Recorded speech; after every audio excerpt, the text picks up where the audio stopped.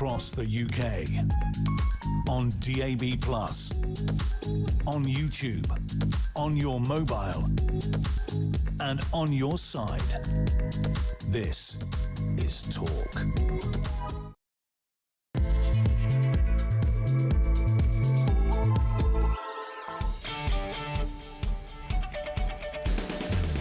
Well, a very good morning to you. What is it? 3 minutes past 6 o'clock, Tuesday, the 18th of August. You lucky people. We're back with Talk Breakfast. It's the home, of course, of common sense and the home of you, the alarm clock Brit. A word, a phrase that even Robert Jenrick now uses in public. Just to repeat what I said before 6, that announcement by Reform yesterday to make benefit claimants do community work and foreign nationals wouldn't be allowed any benefits. He will be on the show from 9 o'clock this morning.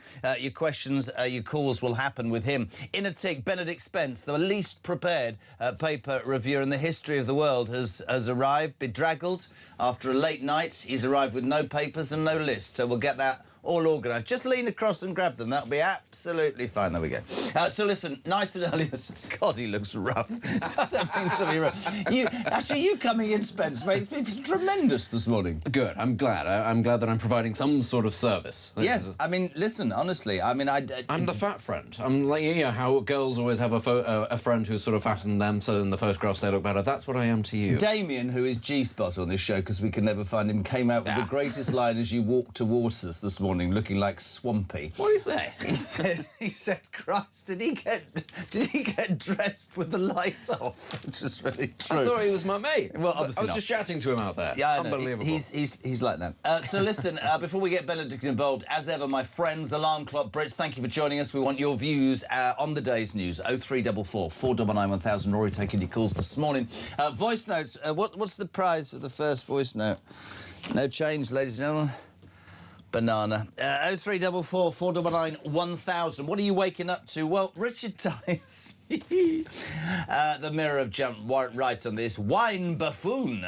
Richard Tice, Reform's deputy leader, has been blasted after he said that people should stop being doom and gloom about the bloody heat waves and should enjoy it because it'd be good for English wine. The left have gone mad. How can you do this? The country's in arms. There are wildfires. People are suffering. They do honestly get their knickers in the twist, don't they? But anyway, it's also ironic that Richard is being criticised this morning because, ladies and gentlemen, yesterday Thames Water, haven't done this since 1976, announced a hosepipe ban. Sorry, I'd also just like to point out, last night it peed with rain in most of the United Kingdom, which is in fact ironic, and I can bet my bottom dollar by November we'll be underwater and everybody will be saying, oh my God, when is it going to end? What do you make of Richard Tice's comments? Just honestly. Are there more important things in the world to worry about? 0344 499 1000. We also learned today, you know this... Are you ready, Mark? You could look really creatively brilliant here. We also know that the national security officials did raise concerns with 10 Downing Street, that wildfire emergency alert that happened last week, you know, when we all nearly dropped our trousers in fear. They told them it would backfire. Nick Ross, do you remember him from Crime Watch? Top man Nick Ross. He's now the chairman of the National Fire Chiefs Council. He said it was not appropriate to use the system to send general advice on how to avoid wildfires. He said, I don't mean to be honest. He said, I nearly crashed my car. We had a bit of fun yesterday with this. Maybe we'll do that later. Serious news. Tens of thousands gathered last night in Trafalgar Square. We talked about the Jason Arby situation, the Cambridge professor who died last Friday. This has really stoked up a huge amount of reaction. 30,000 people gathering last night in Leicester Square. Stand Up to Racism, who organised a vigil, said that there were speeches to be had from MPs, friends and campaigners on his life and his legacy. I've maintained and will continue to maintain this on that. Tragic. Nobody in any way wants to imagine how you'd have to get to be in that position. Of course, what everybody's done is jump at the press and go, oh, it was intrusion, it was awful, it was vicious, it was this. You have to, if you're balanced about this, you have to talk, as I said yesterday, about the judgments of faceless people at the top of institutions. Let me tell you something about, if you were listening yesterday, you'll go, he's going to repeat it, but it's true. To shreds. I believe that the claims that he made, that they knew about, put him into a position that he wasn't qualified to do, and also put him into that position. But would love to hear what your thoughts on that are. 0344 499 1000. This makes me laugh. Sorry, it's brilliant. Andy Burnham, It Starts, has been left red-faced. Brilliant, that's my phone. My son is up. Brilliant, well done. Good man, H. Andy Burnham has been left red-faced after he was fooled by an imposter posing as Donald Trump's chief of staff. An international hunt is underway for the hoaxer who targeted the PM as he took office last month. He thought he was swapping phone messages with Susie Wiles, the US president's no-nonsense enforcer. But actually it turned out to be a radio hoaxer. Oh, my God.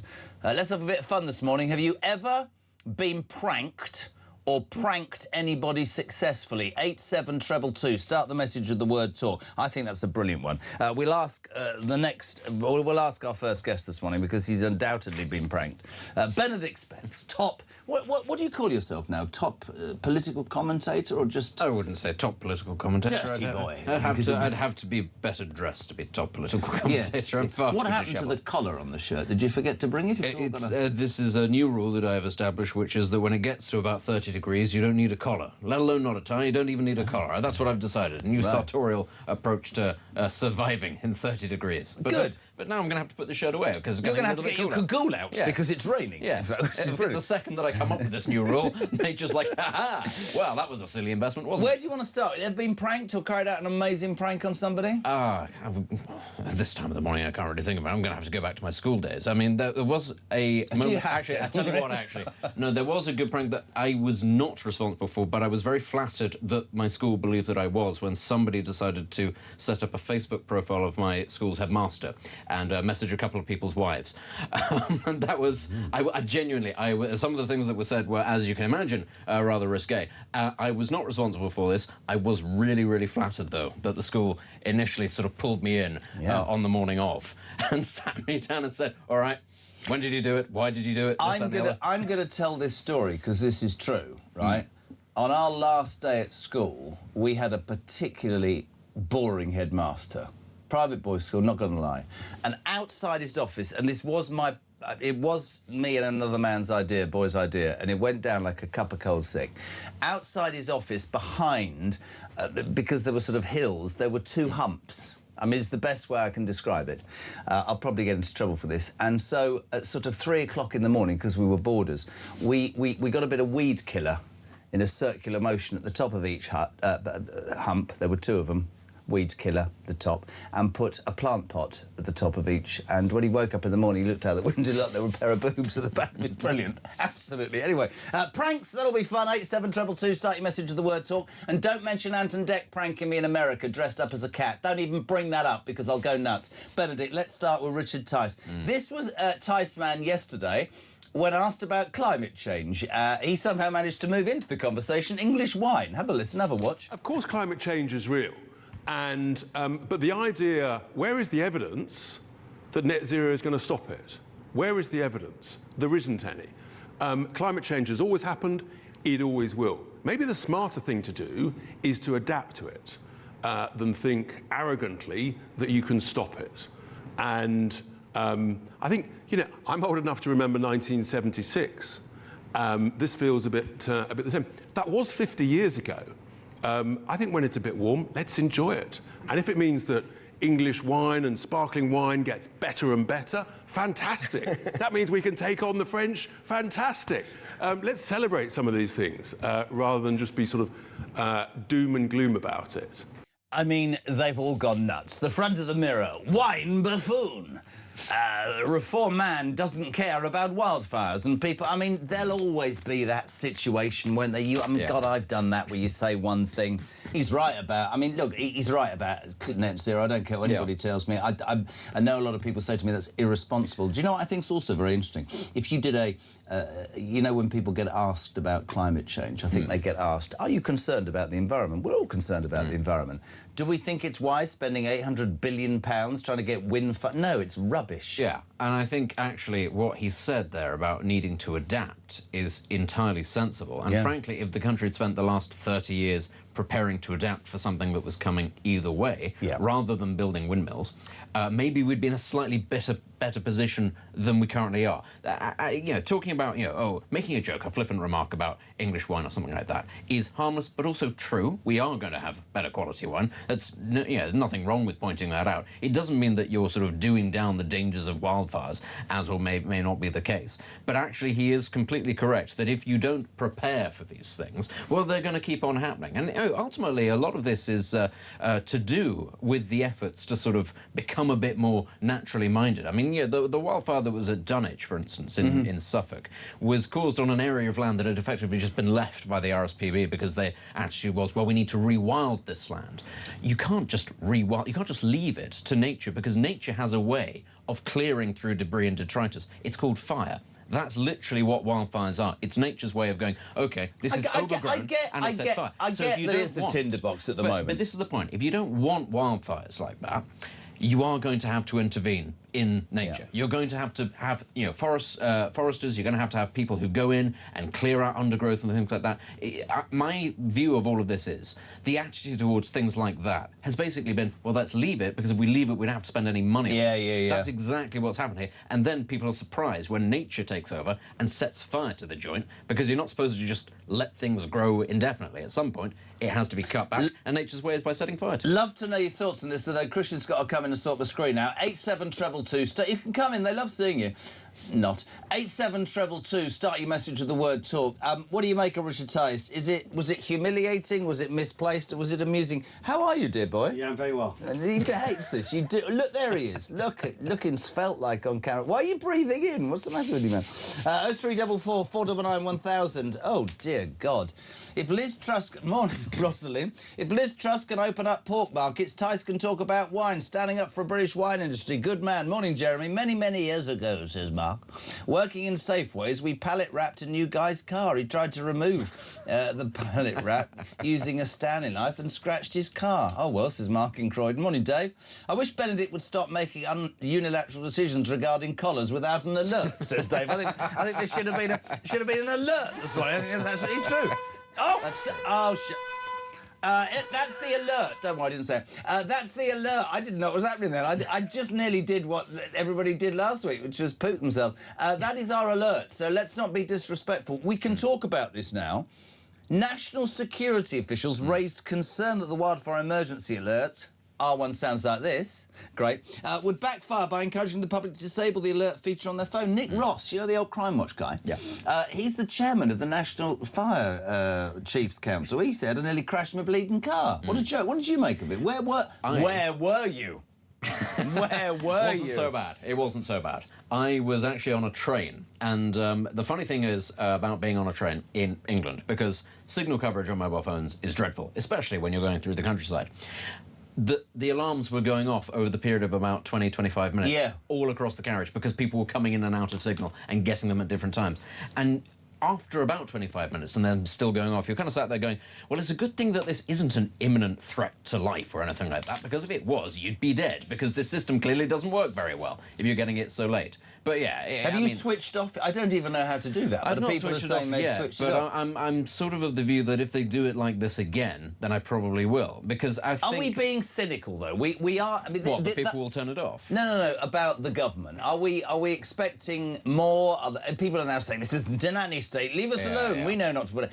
But is it not right? I mean, what I find astonishing about this story, which nobody's picked up, is the government's said we were contacted by fire chiefs across the country. Well, Nick Ross is the National Fire Chiefs Council Board of Trustees, and he says it was completely inappropriate. So what was the reason? I mean, if I'm honest here, I think the reason was because what Andy Burnham, the Prime Minister, is currently trying to do is he's currently trying to get out all sorts of lines, top lines, small policies, to give the impression that he is in control of the situation and that he's being positive and proactive. That's what I think this was. But with respect, he was on holiday and it was Lou Hay. Doesn't matter. It's still the image. Lots of people said that it was Lou Hay who lost her mobile phone and she was trying to message her old phone and say, where are you? She was trying to say, please tell me where you are. And morning, Jeremy. Mr. Tice is right. The doom and gloom climate campaigners are loving the opportunity to moan. There's positives about the hot weather. When it's hot, I don't light my log burner. What more do they want, says Chris. This is brilliant, by the way. I'm not going to name this man. Yeah, I pranked a certain radio presenter at Three Counties Radio. Morning, Three Counties Radio, 17 after 6 and a big one on the way next. When I phoned daily as a millionaire playboy Syrian prince who boasted about having 6 wives. I did sex wives. I was wrong. And I know this presenter personally, which made it even funny, and he never tweaked. You know what's going to happen talking about being pranked? Somebody's going to prank us now this morning, aren't they? Good morning, JK. So Andy Pandy was pranked. What goes around comes around, as the Labour Party have been pranking us since they got in. Bunch of pranksters or something similar, says Sean in Gloucester. Morning, Shawnee. Hello to Zane in Derby. That's the name, and it's Zane. It's a bit early in the morning for Zane. Zane Spence. Zane. Morning, Jez. I leave the house at 5:15 a.m. each morning, and for the past 2 days when you've said banana at 6:05. To 5. Now, I remember that I've forgotten my banana to eat on my way back into work, so any chance you could come on a bit earlier, says Zane in Derby. No, I'll start at 4:45. Don't worry, I'll start at 5 o'clock. I'll wave my banana around, don't start, which will make you go back in your house in Derby, Zane, and remember, in fact, that you didn't take your banana. See, that's what older men have for breakfast, a banana. Not Zane, though, apparently. What do you have for breakfast? I don't have, I just have coffee. I don't, I just have coffee.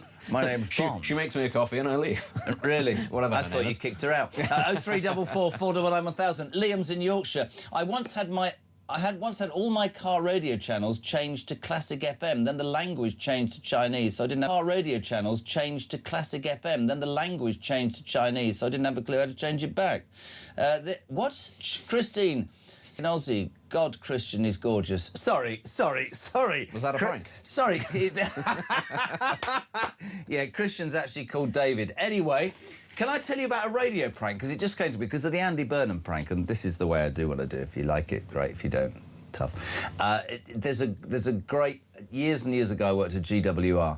And I was, for whatever reason, probably DEI, wanted to make an example and promote this guy and put him in a position where his story unravelled. They must have known Benedict, and the downside is that he wasn't qualified to be in that position. I'm not saying, I mean, it's horrendous what's happened, but you start pointing the finger, there has to be some responsibility. Oh, of course there, and this is the irony about all of this, when you've got organisations like Stand Up to Racism saying that a lot of this may or may not be racially motivated. Well, yes, the whole story is racially motivated. He wouldn't have been promoted if he didn't tick certain diversity boxes. So when they turn around and they say, oh, well, it's all to do with race, you can reply, well, yeah, because you made it so. You can't then turn around and be like, oh, no, race has nothing to do with it. They were pushing the fact that he was, what was it, the youngest ever professor at Cambridge. They released a press statement. They were absolutely loving the fact that he ticked all of these fantastic boxes, that he was, you know, every aspect of his story was a sort of a slap in the face of the far right and all this sort of thing. And the problem with that is, as you say, they must have known. I don't think they did. I don't think they thought for a second that they'd get found out, that they'd get caught, because people in academia do not live in the real world. They live in a quads of places like Oxford and Cambridge. Genuinely, I don't think a lot of these people understand how the real world works. A lot of academia is nonsense. A lot of it is fraud. A lot of it is plagiarism. A lot of this sort of thing goes on, yes, at Oxford and Cambridge as well. And they just sort of assume that they won't get noticed, because actually most people going about their daily lives do not care about very niche academic subjects, or, you know, things like sociology or Norse studies or whatever it might be. Actually, that has always been the case. And increasingly academia, not just here, in the United States as well. This is becoming a big scandal in the United States. Not this particular story, but the levels of plagiarism into all sorts of aspects of university life. It is becoming well known.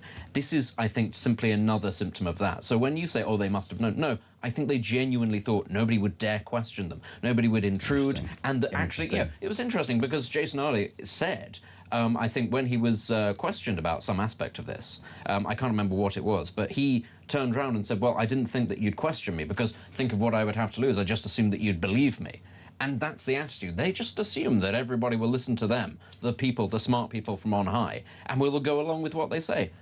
There's going to be a lot more of this sort of thing. Perhaps not to the same level, but a lot more of this sort of thing will have been happening. And if it's happening at Cambridge, it's happening everywhere. He's here, Benedict Spence, badly dressed but well prepared to give you opinions. Voice notes, something's happening with the system. I don't know what's going on. 0344 499 1000. Send me your voice note. What do you make of it? All text, loads of you. 87222. We're talking about Richard Tice He said, shouldn't be all doom and gloom about the heat wave. It'd be good for the English wine. The left have gone absolutely nuts. The national security alert thing's causing you complete derision again. Reform are going to change the benefit system if elected. We've got Jason Arde. That story continues. And, of course, as we were just talking about, Andy Burnham pranked by somebody pretending to be Chief of Staff for Donald Trump. This is before he even got to be number 10, into number 10, completely pranked on his phone. We want to know if you've ever been pranked. 0344 499 1000. Back in 3.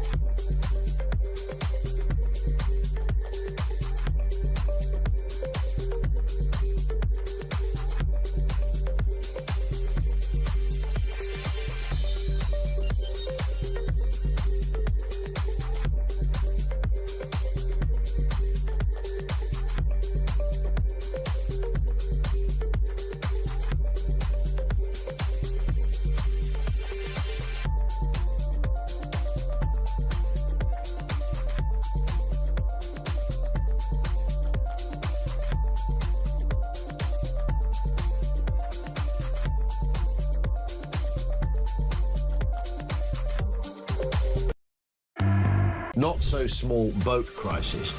And there's a picture of the boat, and they've got a little little wording in a little circle that says picture continued on the back, and they've actually put it's so big they've put it across the front page and the back page of the newspaper. I mean, this is absolutely huge. It is.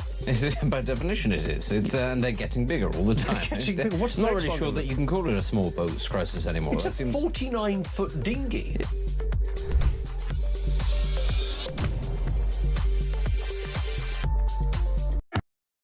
Across the UK, on DAB+, on YouTube, on your mobile, and on your side. This is Talk. My brain's on fire this morning. There's so much to tell you. 6:25. I think there might be a problem. I don't know, with the voice. Can you just send me a voice note? Because we think there might be a technical problem. During the break, just to be honest with you, we see recordings of other programmes. And it was a great clip of Ian Collins doing a fantastic job last week. At 6 o'clock one morning with Benedict Spence. And you look rougher then than you do now. What's happening? I like to live, Jeremy. Do you? I've got a life. Try washing, that might help. I should. I'm joking. 0344 499 1000. The pranks thing, there's a big thing about this in the Mail today, page 5. For the new PM to be duped like this is not a very good look. Long line of VIPs who fell victims to hoaxes. I remember Tony Blair being done by John Coleshaw, David Cameron, Prince Harry, loads and loads of people. You made a really good point during the break. Would that be allowed today, or would it be bullying in the workplace? Yeah, I mean, there was the case of, what was it, Russell Brand and... Who was the BBC? Jonathan Ross. Jonathan Ross, that's it. And they pranked the chap that played Manuel in Fawlty Towers, and of course that caused a real storm. And so should have done. Yeah, and ended, well, not completely ended their careers, but massively derailed their careers.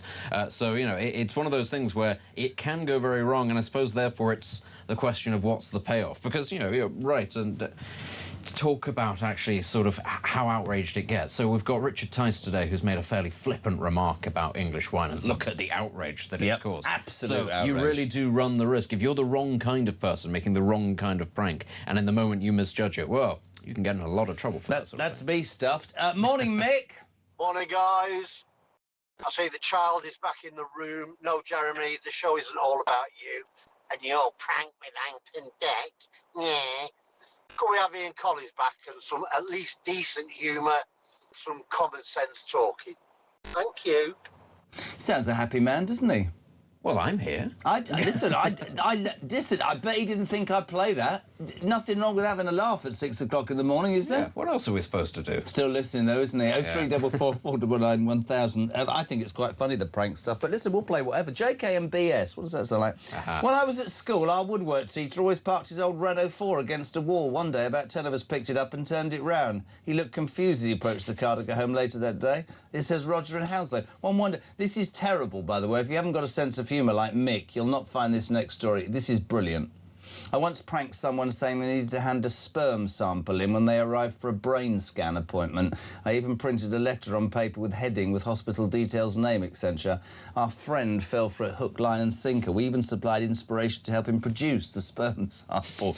My then boyfriend, now husband, was driving him to the appointment. We had agreed to end the prank before he got to the appointment. However, my husband allowed the prank to continue longer than we'd agreed. Needless to say, we all laughed so much once we told our friend. He found it hilarious, says Lena Thompson. Imagine living in a world where you found stuff like that hilarious. Hello to Alex in Belfast. Morning, gents. Did Louise Haigh pass the vetting to have access to the emergency alert system? Presumably so. That's quite an interesting story, Louise Haigh, isn't it? To be a convicted fraudster and end up being the second most important person in the Labour government. It's quite funny. It's funny that you mentioned David Cameron getting pranked, because, of course, you know, he made a comeback into government, having been out of government for quite a long time. That seems to be the common theme with this Labour government, is that they're bringing people back who we haven't even forgotten that they were disgraced. We haven't even forgotten why it is that they had to leave. So Angie Rayner is back, sort of front and centre. Obviously, Louise Haigh, as you say. It's a bit of a rogues gallery of people, and you kind of sat there going, if I haven't had time to forget why this person left, that's not a good sign in terms of the calibre of MP or in terms of the quality of ideas that there are in the Labour Party right now. Completely agree. Morning, Pete. Good morning, old Jezza. How are you this morning, old man? Anyway, on another note, climate change.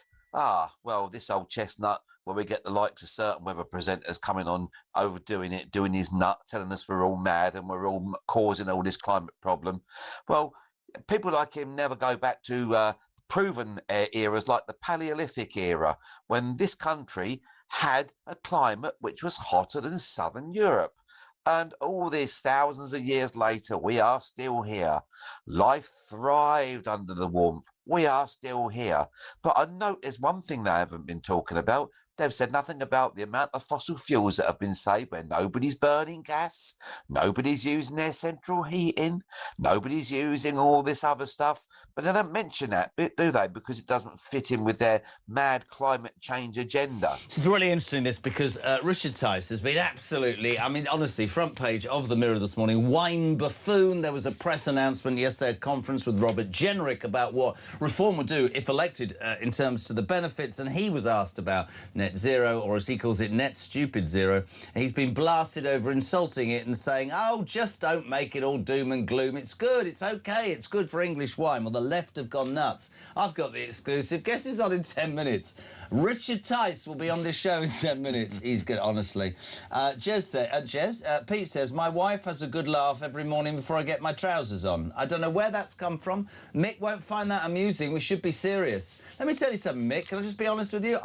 Listen, I love playing people's different opinions. I couldn't give a rat's. That's the whole point of the democracy. If you cannot laugh, though, right, in the face of what's going on in this bloody country right now, I don't know about you, mate, I couldn't get through 4 hours. Do you not agree? Absolutely. It's because it's so miserable. JK, they're all going prank mad. We managed to call up a work colleague during the second Gulf War, and he told him a week before he was due to go. It's just terrible. There's somebody called Tess Tickle from Nottingham. Tess Tickle? You can't be called Tess Tickle, can you? We're going to find out. Maybe that is the prank. We used to prank people by changing the keys on a keyboard so people could not log in their computers in the office. Great show. Tess Tickle? That's what you get on to. Yeah, that tickled you, didn't it?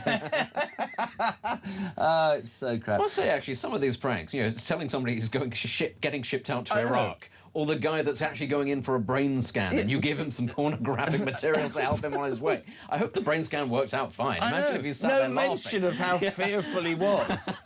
Benefit system is a huge scam, says Bill in Cheshire. From PIP to mobility cars, money for nothing, opportunity, bringing idleness to every postcode. Bill, the one thing, and this really came out yesterday when Robert Jenrick vowed to make benefits claimants do 20 hours community work, when he said foreign nationals won't get benefits. And more than that, he said something that I've been talking about for a long time, which is, you know what? We shouldn't be doing this stuff. There should be face-to-face interviews, but the thing that needs to be said is, because people, they did it yesterday, they're panicked, right? The genuine will not miss out. And the genuine are missing out because the feckless are abusing the system and money is being spent in the wrong way. And I think that needs to be made as a point repeatedly. I think it does. And the scale of the backlash and the size of the outrage tells you just how many people actually do not need this money but are claiming it. And I think, you know, but we also have to remember here, it's not going to be enough to just do this. But you are right, you need face-to-face appointments. And, you know, there needs to be sympathy for some people. They're going to struggle to get in because they've got mobility issues, all that sort of thing. But as you say, those people will not presumably lose access to these things. No. Nobody wants those people to lose access. But yeah, on top of that, though, when we're talking about getting people back into work, you do need the jobs to be there in the first place, and this will therefore need to go hand in hand with actually getting people who are currently in this country, who are, you know, not from this country originally, finding ways to stop employing those people who are doing it for a lot less money, because then you need to create the jobs in order to put these people who are on long-term out of work back into work. It's not enough to just sit around and say, we've got to get tough on these people, we've got to get tough and make them do community service. If there are no jobs for them because the employers are bringing in people to work for a lot less, and of course a lot of employers do that. Completely agree. Then it's not going to work. You're just going to be making people do community service for what reason? Dalton from Middlesbrough. Have you been to Middlesbrough? No. Or Dalston. Lovely.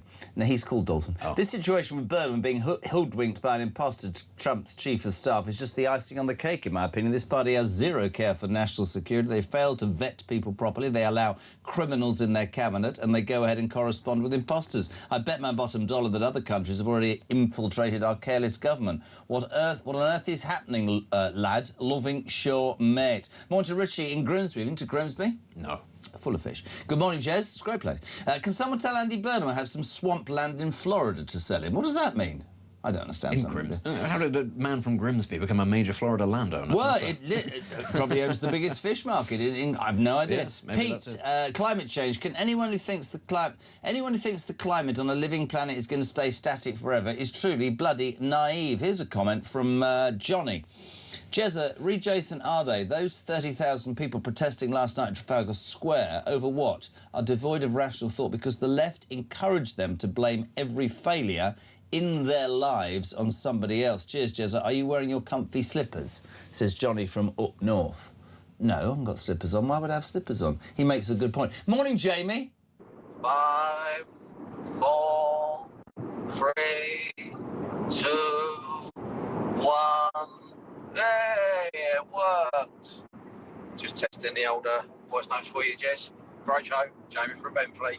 I love alarm clock Brits. They've got. Do you know what I mean, though? It is nice to have a sense of humour, isn't it, in madness? What are you going to say to Richard Tice? Are you going to admonish him severely for being so disrespectful? I'm going to ask him what his favourite English wine is. He seems to be such an expert. I need to know what's going to be good next year, actually. I've given up drinking. Have you actually? Yeah. Why on earth did you do that? Because I'm on a health kick. Oh, I see. No, but I was drinking wine a lot. I like wine, but I've stopped drinking. Oh, well, I haven't. No, I can tell. That's the important you jowly, tired-looking old man. 03444 99 1000. So Reforms UK, second-in-command Richard Tice has been blasted this morning. He said people should stop moaning about the heat wave. It's all doom and gloom, and just enjoy it because it'll be good for English wine. The left have gone absolutely nuts. Here's the best bit of all, though. I saved this. Drought hit Britain, the tinderbox that is Britain, yesterday for the first time. I think I said Thames Water earlier, I meant Wessex Water, has announced their first hosepipe ban since the summer of 1976. You lot are all too young. I remember it. I was 11. There was no water at all. 1976, Wessex Water announced a hosepipe ban on the day it peed down overnight all over England. You cannot write this, can you? Well, that's what... I mean, who was the Prime Minister then? In 1976, I'm going to say Edward Heath. No. I don't think it was. I think James it was Callaghan. Yeah, because, of course, he'd made... See, I do know this. Dennis Howell, Minister for Drought. Yes. And, of course, within a couple of weeks of him being made Minister for Drought, it did start raining and he became Minister for Floods because the flooding was so bad. Later on... I think actually a year later, he also became Minister for Snow because the snowstorms were so bad. And this man just had a sort of a rotating sort of a carousel of different jobs to do with weather, and every time he got a new one, the weather changed. I am absolutely... This is so ironic, and Christian just... he's off on one. What was the name of the minister? Oh, Dennis Howell. Right, Was it so Dennis my Howell? old man, as you know, worked for... And there's a great famous story that around that time, and I don't know if it was so fun... Anyway, you get nothing normal on this show. 0344 499 1000. You've gone prank mad since Andy Burnham was left red-faced after he was fooled by an imposter pretending to be Susie Wiles, of course, the Chief of Staff for Donald Trump. Pete says, I'm in Bath. My prank was when I worked in a supermarket that had a tannoy. I made the supervisor ask if there was a huge... if there was a... I can't even say it. A huge anus in the store, and could they go to the information point? You see, I can't even say Hugh Janus. It's very Moe from The Simpsons. Is there somebody called Hugging Kiss? First name Amanda. Very true. 20 to 7. Next, a man who is the rudeness of what he's... The shock that Richard Tice has caused across the country. Imagine, right, peeps, on a serious note, Alarm Clock Brits, right? We're in a country that's being infiltrated by unvetted male men who commit crimes. We've got so many young kids out of jobs. We've got the highest rate of taxation since life began. We've got public services that are on their backside. We've got no army, navy or air force. We seem incapable of having a justice system that deals with criminals, rather makes excuses for them and does nothing for victims. And we've got the Daily Mirror's front page calling Richard Tice a wine buffoon because he merely said, oh, stop the doom and gloom about the hot weather and enjoy some English wine. He's a very, very naughty boy, and he's next on Talk Breakfast.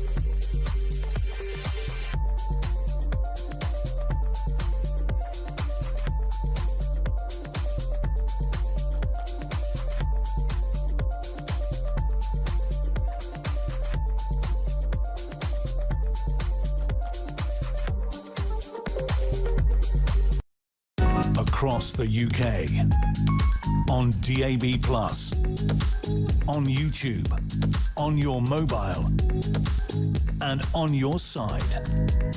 This is Talk. Welcome back. 18 minutes to 7. So Richard Tice, that naughty, naughty boy. He'll be on the show in a minute. 0344 499 1000. Morning, Jess. Can you tell Benedict to take a visit to the Halfpenny Green in the West Midlands? The wine selection is excellent. Well, there we go. Bottoms up, says Keith in Nottingham. Talk. I'm up for a practical joke, but Labour have taken it too far. Quite right. Joanna in Salisbury. Morning, Jess. Biggest prank. Louise Haigh set the alert because she wasn't invited to a neighbour's barbecue. They were enjoying themselves. Interesting. Hosepipe ban came in at midnight here. The water pressure suddenly dropped last night. Great.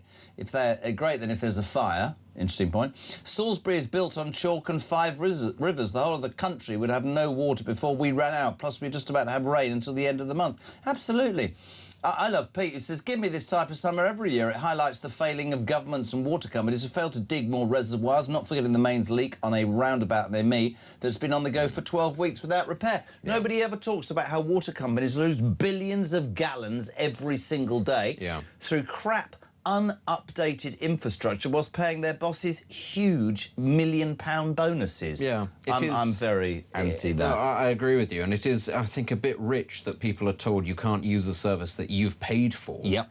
and it's now not being provided because a company has failed to. And, you know, this is going to be something I think that we do see, which is that Andy Burnham and Labour will try to nationalise all the water companies, and they will take a lot of what's been happening as a reason why. Now, a lot of people will be listening to this saying, well, that's a good thing, because clearly the water companies aren't working, and I would agree with that. The problem is that they then use that as a pretext to take lots of other things back into sort of public ownership that perhaps don't need to be done. But it is a disgrace. Do you think that people follow the hose pipe ban? I mean, No. My hose pipe is now identifying as a watering can. Yeah, an awful lot of people, I suspect, simply will not get, because they'll actually take the same attitude that we have, which is that actually they have paid for this service. Yeah.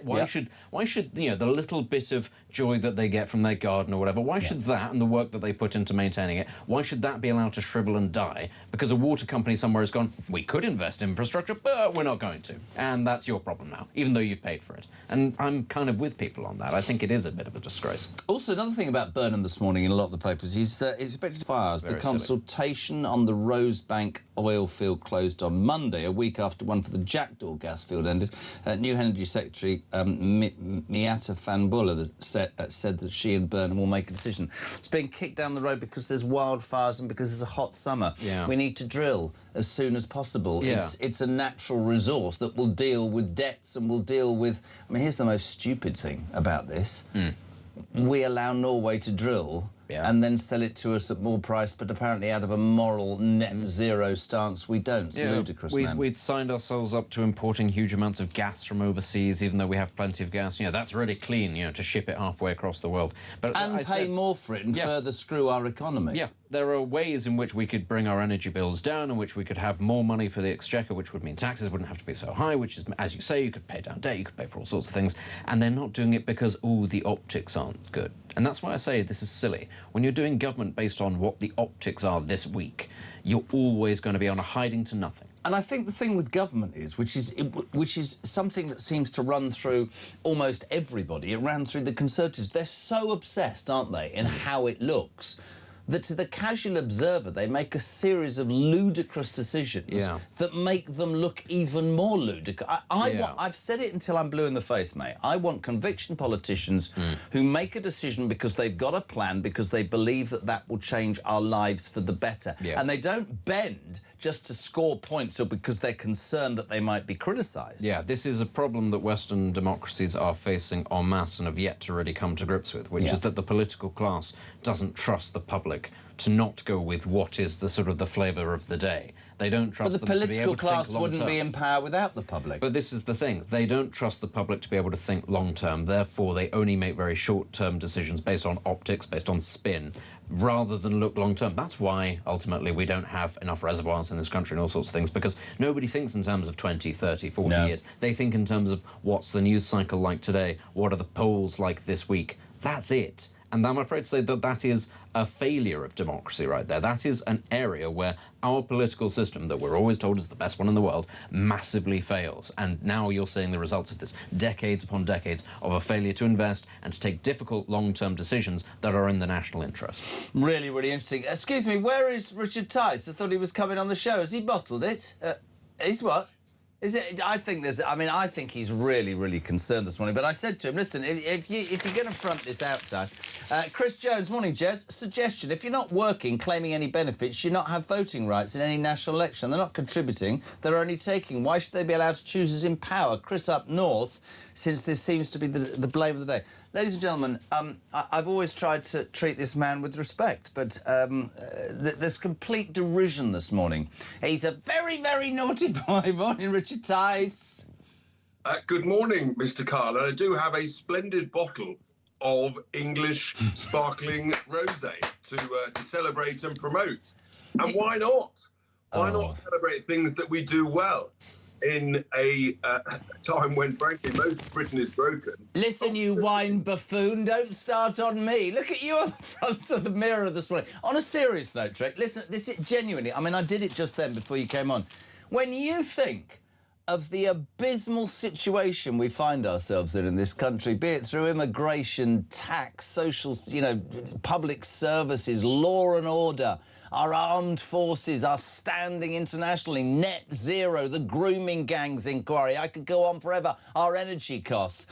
And the Daily Mirror on its front page is saying to you, you're absolutely outrageous because you dared to say, don't be miserable about the heat wave, it's good for English wine. Were you disrespecting the people whose house... I'll ask you, I mean, you weren't, were you? You were just talking about get your heads out your backsides and get on with it.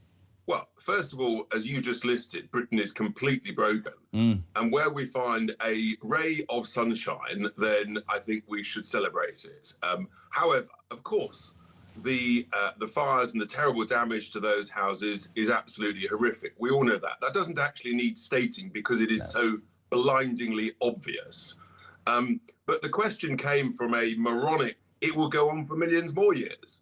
I said that anybody who arrogantly thinks that humans can stop the power of the sun, can stop the power of volcanoes, can stop the power of rising sea levels, frankly, they're the ones who are completely out of touch. What I said was maybe we'd be better to spend a lot less money adapting to climate change than arrogantly thinking you can stop it. Completely agree. And listen, I watched you, and I watched you say 76, and obviously you're older than me, but I remember Wessex Water has imposed a hosepipe ban. Nothing's being done about the millions of pounds they pay their directors or their shareholders.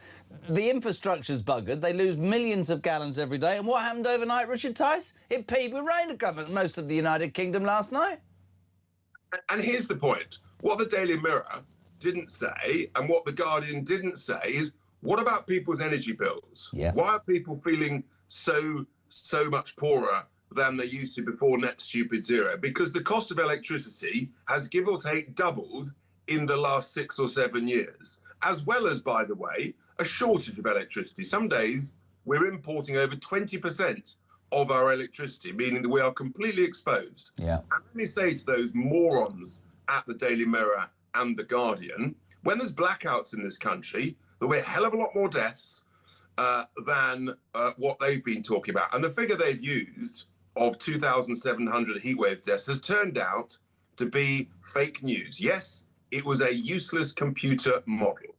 And the reality is that 10 times more people sadly die in extreme cold than they do in extreme heat. So I just think these people need to get their heads out of their backsides and understand the reality of life. All of your listeners and viewers are finding life much tougher because of the high cost of energy, and that's because of these mad policies. If this great new Prime Minister we've supposedly got took a decision...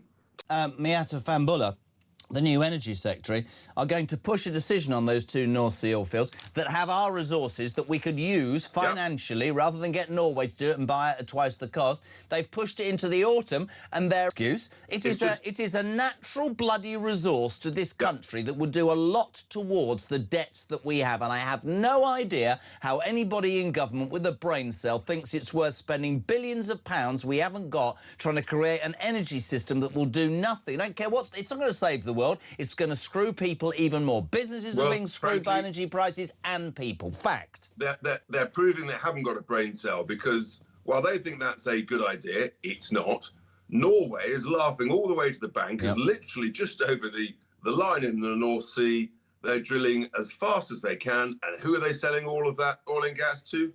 The United Kingdom. What a bunch of muppets we've got running us. And by the way, as you've got me going, I mean, you know, we're a small island surrounded by water. The idea that it's progress to say you've got to use 20% less water, for heaven's sake, that's not progress. That's a bit like saying you've got to use 20% less electricity. That's not progress. That makes us poorer.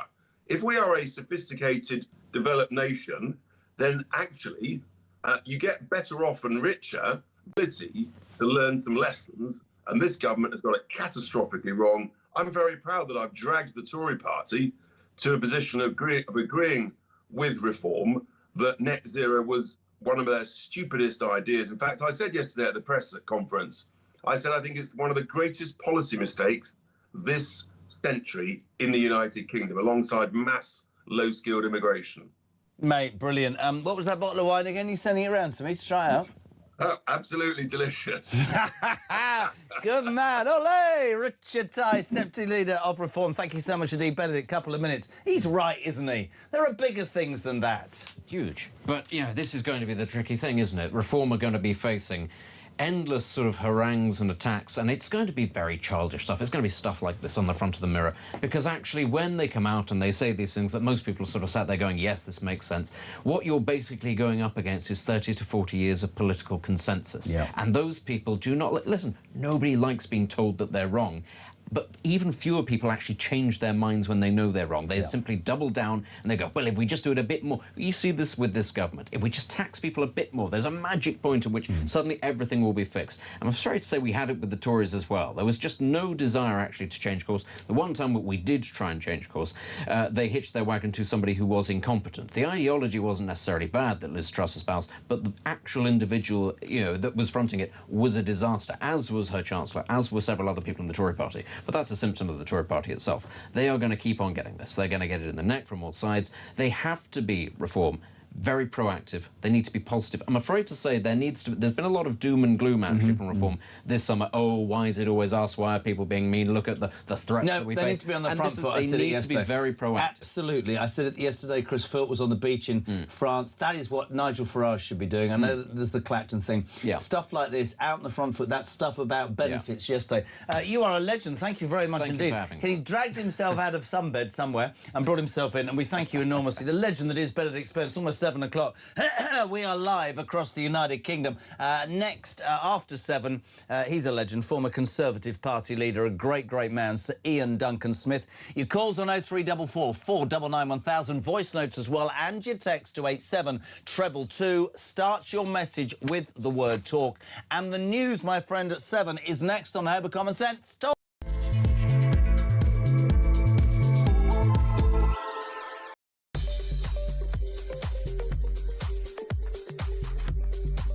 That you are doing everything. But the key thing here, as you say, he's the Prime Minister. He has the power, as did previous Prime Ministers, to do things like build more prisons and failed to do so. This has been the first real test of Andy Burnham, where I'm going to please everybody. I'm Mr. Nice Guy. Dan Hodges thinks I'm great. And then he's failed it at the first attempt. I don't think he's... I don't think I've been reading your columns, Dan. Hodges, I mean, Dan Hodges come on. You think the sun shines out of his backside.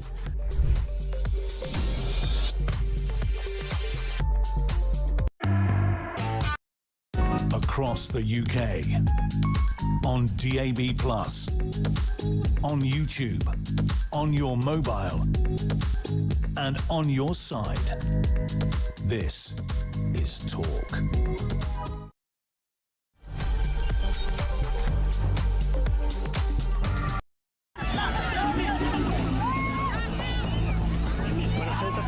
The entire city is being overwhelmed, and there are people who bear direct responsibility. Those responsible are the national government, led by Pedro Sanchez and his ministers, as well as Mr. Marlaska, and of course, the European institutions, which have completely failed in what's supposed to be the European Union's external border. Which country in Europe wipes everybody else's backside but its own people? Here. Well, Morocco, of course, is hosting the next World Cup. I mean, are we suggesting that... Oh, don't start me on the World Cup. We'll get the country that is hosting the next World Cup is too unsafe. It's so unsafe. Oh, great point. That people have to cross continents to come to Europe, and of course... Invading the country, and what that is weak law, bad management, but very liberal law. They passed a couple of laws, and people read. You know, people are smart. They read from other countries, and they swam that 3-mile sweat law, however they got in, but nobody's seen anything like it. That will look good compared to what's going to happen to the United States. The biggest thing, the worst thing that Biden did is allowing 25 million people into our country.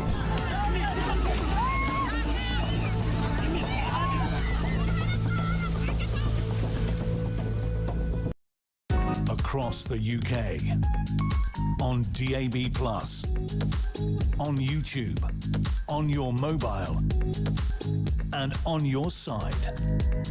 This is Talk.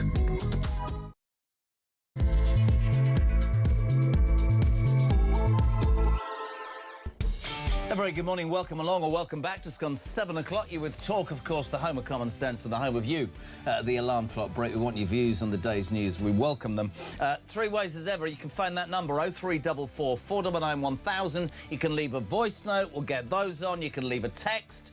87222. Start your message with the word talk. What are you waking up to on Tuesday the 18th? Well, a massive furore. Front of the mirror, Richard Tice, who was just on the show, Wine Buffoon. Yesterday was asked about climate change, which, as most of us who have a brain cell realise, is a ridiculous, over-expensive waste of time. He was asked about it. He was blasted because he happened to say, let's stop all the doom and gloom about the heat wave. It's good for English wine. Let's get on with our lives. Of course, the naysayer said, listen, wildfires, people, they fabricated numbers of people dying. Yes, there's been tragedy, but you have to be able to separate. I think he was just saying, come on, let's try and get with the programme. Let's try and be positive about something. He was talking then about how all the problems you have in the United Kingdom, and a major newspaper wants to decide somebody's talking about a bottle of wine is more important. You might be against Richard Tice or for him. We'd love to hear from you. It is ironic, is it not, that the day that he talks about net zero, Wessex Water, for the first time since '76, announced a hosepipe ban last night, at which point it started to pee with rain for most of the evening. So that's an interesting one. You might want to talk about it still goes on this, the national security alert that we were all given on Friday that sent people into a spiral. Do you believe the government were right, or is it the nanny state? Further examples of that. I mean, Nick Ross, you remember him from Crime Watch? He apparently didn't know this is the National Fire Chiefs Council chairman. He said he nearly crashed his car. He couldn't believe they were doing it. We'll talk also more detail about Reform's decision yesterday to, well, really introduce a debate about the benefit system. We all know, don't we, that the benefits bill at, what is it, 332 billion? Is ludicrous. It outstrips what we get in tax. And they and many other parties, the Tories, say they're going to save 23 billion. Reform yesterday saying that they will save 50. One of the examples, not just, you know, foreign people not being able, people who are here illegally should get no benefit.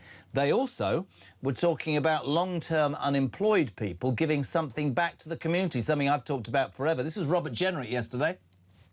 They will become part of Alarm Clock Britain too. Across the OECD, schemes like this markedly improve claimants' chances of finding work. Job seekers, like everybody else, will start work on time and they'll do something for a living. They'll be given an incentive to find a job and still have the time to find the permanent, long-term one that they want. The taxpayer, meanwhile, will get something back in return. At the moment, that's just simply written off. The taxpayer, the community, will get cleaner high streets, properly maintained parks, a helping hand down at the library. We'll get our town centres looking smart again. We'll help councils improve their services again. Robert Jenrick gave that press conference yesterday. He'll be live on this show from 9 o'clock, taking your calls. So anything you want to ask, the Chancellor, in effect, if Reform were elected, Robert Jenrick's idea yesterday to deal with the benefit system. One of the things that I completely agree with, by the way, and my next guest knows more about this than anybody, is that we seem to have got to a situation in this country where you can claim benefits simply by just filling out a form. I believe that the face-to-face interview is absolutely essential. But we always have to make this point, because we made this point yesterday and people were phoning and texting going, right, that's it. What does that mean for me? I've got multiple sclerosis. Somebody said, the whole point of the welfare benefit system, in my humble opinion, is to help people who can't help themselves. But until we as a society can, A, and one, admit that there are people, feckless people, taking advantage, but B, and two, approach and deal with this problem without sending the fear of God into genuine claimants, by telling them that by changing the system for the better, the more needy are going to get more money. That's where there is such a huge debate. 0344 499 1000. Let's get straight to him. Former Conservative Party leader and a man who, when he was dealing with this benefit problem, made more changes in 2 years and more success than anybody. Sir Ian Duncan-Smith, good morning. Oh, good, we can't hear him. Is he there? No? Oh, wait, got to push another button. Got you. Honestly, Sir Ian Duncan-Smith, how are you, sir? I'm fine, yourself? Yeah, not bad. Get back from holiday, but having got six... I was going to say, have a good holiday? No, not at all. 6 children, knackered. Come back to work for a rest again. So much to ask you, buddy. Let's start, if we can, with that Reform press conference, there had been stuff from Robert Jenrick before about, you know, foreign criminals shouldn't get benefits. I absolutely support that. They talked also about face-to-face interviews. I completely accept that. In fact, I think, I don't know whether this is fair point, the community idea I've been talking about for 10 years, I just, and you've talked to me about this in the past, there's got to be something about incentivising people to give something back, but also for them, not sitting at home dealing with anxiety, but getting out and giving something back. You agree with that, right? Yes, of course. That's the whole principle on which the welfare system should and is set. And when I was working with it, we managed as a result of that to, applying those principles, make sure that the universal credit was coming in. It meant that everybody could be seen and that we could check carefully what their credentials were with regards to the need to claim benefits. And the other bit of it, of course, is not. There tends to be, the conversation of this tends to be about how do you cut the benefit system. In truth, the main reason you want to approach this is because how do you get people's lives to change so that they will be better off, that they will be in work rather than be claiming. You want to change people's lives to help them to be better. And I think the positive side of this then is how you shape everything. Now, a lot of these announcements that they made the other day have actually come from the Centre for Social Justice, which I set up some years ago. And they've come forward with a whole series of these ideas about how you get people away from claiming and back into working. So if you take mental health, for example, you know, one of the drivers of the claims on both sickness benefit and on PIP has been this massive increase since COVID on mental health conditions, particularly depression and anxiety and ADHD. Those ones have rocketed through. And the problem about this is that actually the cure for that is not to have them sitting at home doing nothing. The cure for that is to get people into work, so that work is the best route out, both out of poverty and also out of illness when it comes to mental health, like depression, anxiety, and ADHD.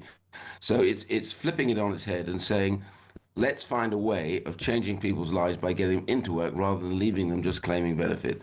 And that's the principle that should run through all of this. When we did it, we saved about 25 billion a year, and then COVID hit, and I'm afraid, you know, people did stupid things like release all the face-to-face and pay people money regardless, and then add extra things like the furlough scheme and everything else. And that conditioned a lot of people to believe it was better and easier for them to claim a benefit rather than try and get back to work. So changing all of this is important. Of course, what Reform are doing is part of that process of trying to do it. Most of that stuff has come from the Centre for Social Justice, which is fine, because we're about changing the system and about changing lives. Does it frustrate you, as you set up the Centre for Social Justice, that Reform in this instance are using or being involved or invited or whatever you want to say? Should your party, should the Tory party have been more vocal on this? Is it something that you as an ex-leader set up? Actually, to be fair to the Conservative Party, that they've also were the first ones to come forward with a set of changes to stop people being paid benefits like payments for depression and anxiety. So when it comes to that, the Conservatives already come forward with a package of changes. What it appears to me is happening is both of the parties are now heading towards a direction of travel which is back to where we had been before COVID, which is good. The question really now, though, is not, in a way, what Reform and what Conservatives will do. It's now what stops Labour from trying to do something like this to change the system and to, not just to save money, but to save lives. I think that's right. It's interesting, though, isn't it? If you talk about welfare, there's definitely been a hardening amongst what I call the general public, the silent majority, to how unfair this system is. It's the same with immigration. We've talked endlessly about how 10 years ago, if you talked about immigration, you'd be called every name under the sun. That's now on the tip of everybody's tongue. I think the welfare, the unfairness, I think there's far more likelihood for politicians and commentators to say, no, listen, it's not wrong to say there are people gaming the system. Sorry if you don't like that, but it is true. But to keep making the point that the genuine won't miss out in terms of however this needs to be changed. Let me ask you about net zero. Richard Tice in trouble this morning, front page of the Mirror, for daring to say it's not all doom and gloom, the heat wave, it's good for English wine. Flippant remark. And I mean, we had him on just now. I mean, it's all over the Mirror. I mean, net zero is something that I mean, I am 61 years of age. I cannot believe I know if you ask people, we're all concerned about the environment, but the money that we're talking about, the expenditure that this government insists on spending to achieve something that frankly doesn't even matter, is unbelievable to me. It's not flippant. We were saying, Tyson, I just then, I remember 1976, that was 50 years ago. I'm sure the world has changed, but we are financially in the mire. We should be drilling and we should be doing things to make our energy prices come down rather than spending crazy amounts of money chasing a dream that I don't think, unless I'm wrong, changes people's lives right now for the better, does it? Yeah, there's a sort of absurdity about all of this, and there's a lie being told. The first is, by all means, you want to clean up the environment, the atmosphere. That's a noble cause in many senses, because, of course, you know, why have an atmosphere that's wrong, dirty, or whatever? But the reality is that, yes, there is climate is changing. It's been changing for a millennia. It goes up and it comes down. Yeah. And yes, of course, the amount of industrialization hasn't helped.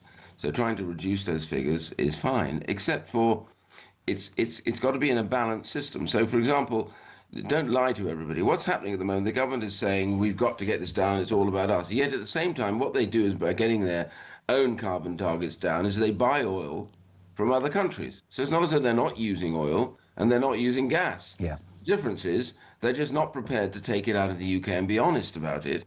What they are doing is taking it from countries in the Middle East, and even, believe it or not, astonishingly, taking the oil that's been drilled for by Norway just across the sea. I mean, how does anybody expect the British public to take that seriously? Well, that's the point about this. This is why they, in a way, it's complete nonsense what the government is saying. Yes, we want to ensure that the climate doesn't get worse and worse, but at the same time, you know, be honest about it. We also need to live. And we also need to be able to produce the right energy so that people can heat their homes during the winter, can manage to do all the things that they would necessarily do. That's important too. And instead of saying, well, of course, all this is about making sure we get down net zero, we are less than 1% of total global emissions. Less than 1%, way less. And the reality, therefore, is the idea of what we're doing is breaking our economy. Yep. Because what we have to do is do this so that our economy grows rather than shrinks. And the way we're hammering the targets, the penalties, and the costs on everybody, paying far more than we would to drill it from the UK's shores, by buying it in from quite often dodgy countries who have appalling behavior and appalling human rights, etc. All of this is what we're actually doing to hide the idea that somehow we should be being honest about this. Honesty would be great for this government if they said, we're going to do this ourselves, just like Norway does and the others, because it's fair, it's reasonable, and it doesn't put too much pressure or cost. Just very quickly, and we'll talk about China, but I just wanted to say, they're expecting the government, you'll love this, to push back the decision on those two North Oil and Sea Gas projects, Rosebank and Jackdaw, to the autumn, because they've said this morning, Surrey and Duncan Smith, the optics of approving new drilling during a summer of heat waves and wildfires doesn't sit comfortably with us. That's another bloody excuse, isn't it? I don't care whether something sits comfortably. What a weak excuse. Yep. Are you doing the right thing? Yeah. And that seems to be the last question that the government asks itself. Yeah. Are we doing the right thing? Punishing people by pushing up the cost of energy. We have the highest energy cost in the developed world. Why are we got very little industry in the UK? Because we charge so much for energy. None of these energy users can actually afford to set up businesses in the UK. So people are losing their jobs. People who worked in the oil and gas industry are going to be losing their jobs, thousands of them, up in Scotland and in England as well. So why are we doing this, giving everybody a punishment beating for something which we are denying, which is that the climate is changing, and at the same time, the British government is not prepared to be honest about what it plans to do with reducing carbon when it goes buying oil from the Middle East. Completely agree. I just want to pinpoint as well, you've written in the Telegraph, great piece, nobody can now pretend that China isn't our enemy.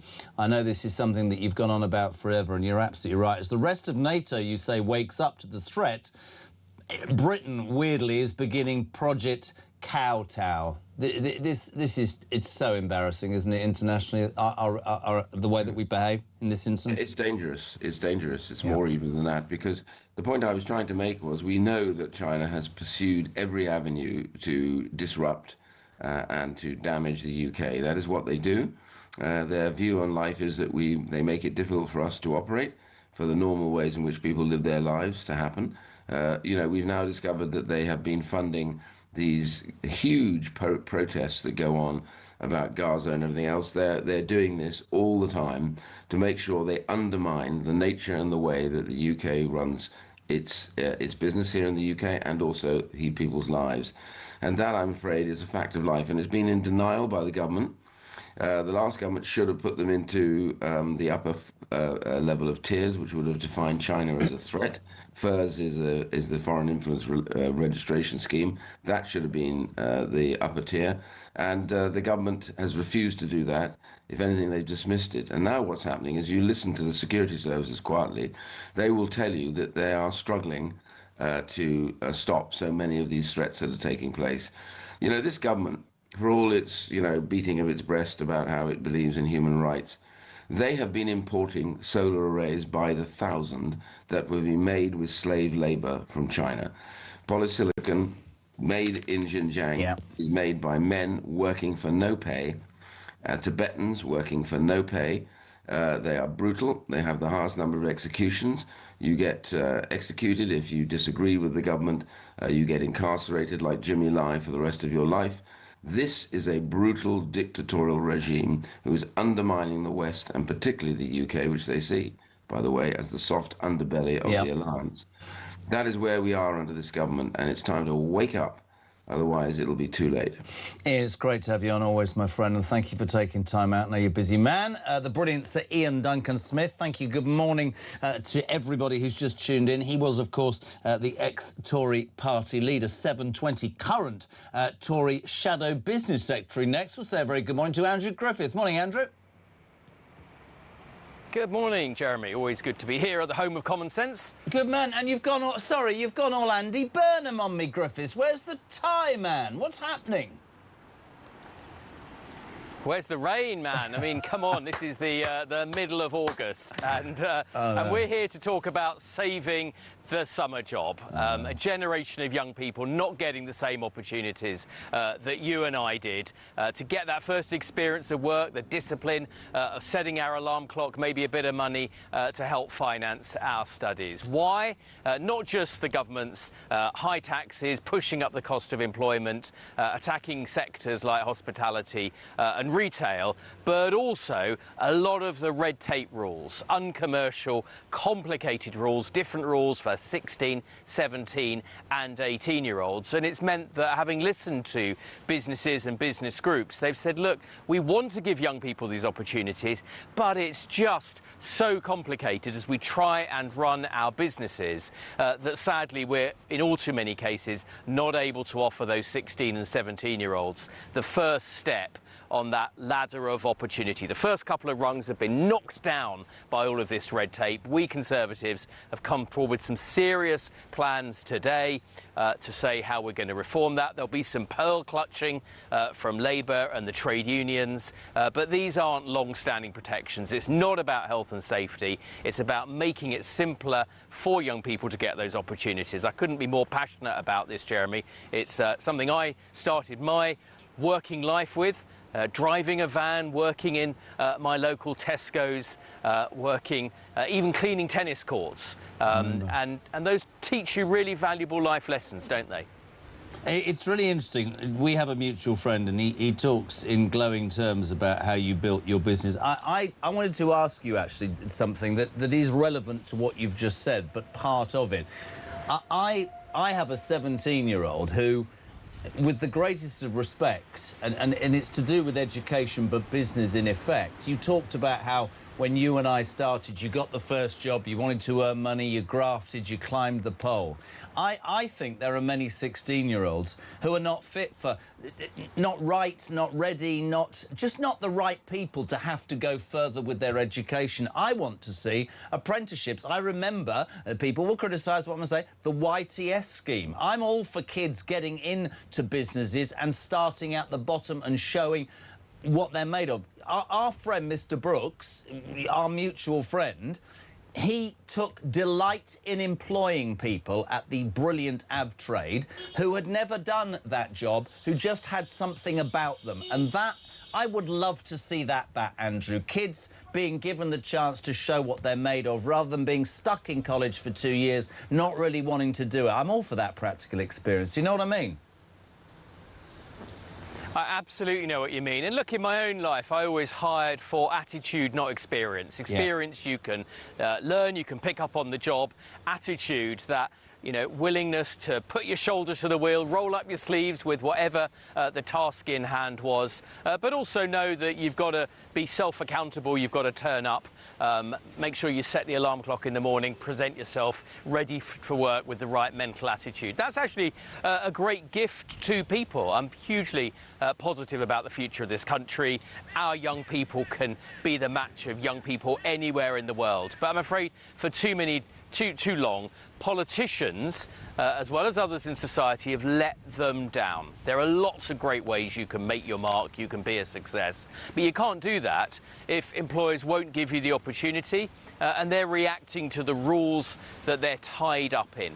You know, literally things like, you know, young people can't work for more than 2 hours on a Sunday. Now, that rule predates the liberalisation of Sunday trading. That could be a great opportunity for somebody to pick up a shift. Maybe sport is on a Saturday.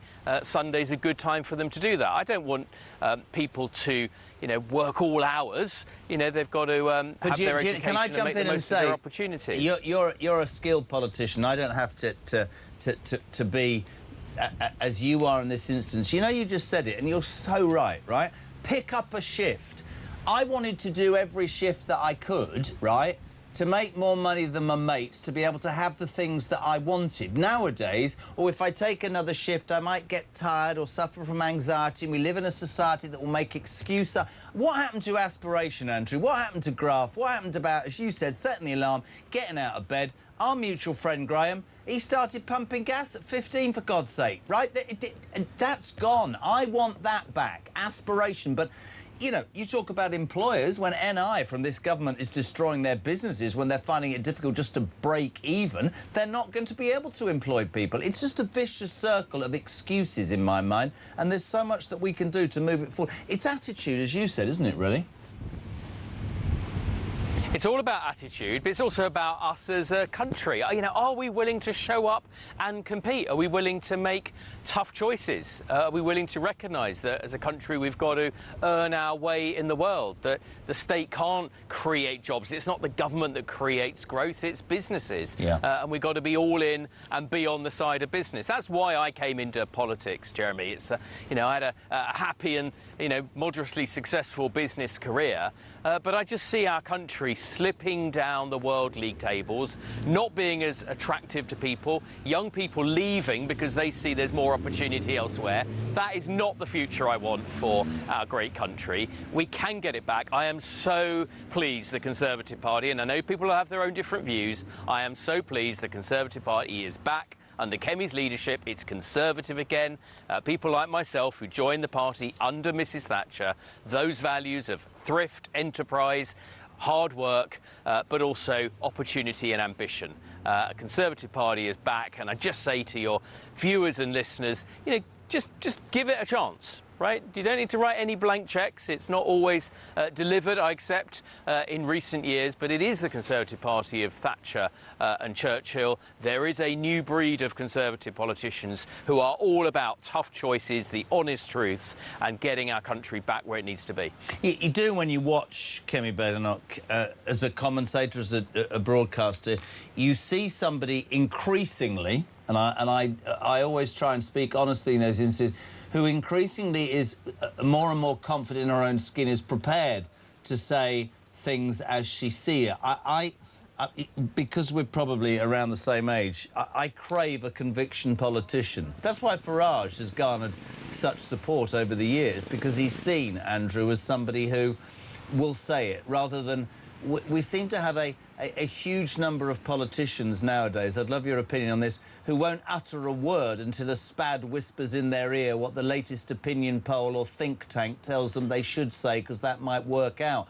I don't care if politicians make mistakes. I don't care if politicians get things wrong. I care about a politician saying, I believe in that. Thatcherist, and my next guest will laugh at me, but Thatcher went, this is what we need, and this is what I'm going to do, and if you don't agree with me, I'll fire your backside. And at the end of 11 years, the 400 MPs had all been fired by her, so she went, but she stuck to it. Blair was the same. We need conviction politicians rather than people simply occupying number 10, worried solely about how their personal rating in a focus groups look. That's what I want. 100%. That's what I want too. That's what I hope I am. I'm not a politician. I'm a business person who happens to be standing here in Westminster because he's passionate about getting our country back. And more people like me are joining the Conservative Party, are putting themselves forward to be candidates. We're going to have a good slew of candidates in the next election, putting themselves forward with a business background, who've done the hard yards, who sat there on a Sunday afternoon trying to balance the books or work out the shift for the next people, working out how they're going to make that money and make our country prosperous again. Listen, it's great to have you on. It always is great to have you on. Just one light-hearted end. Your grass needs watering there in Westminster.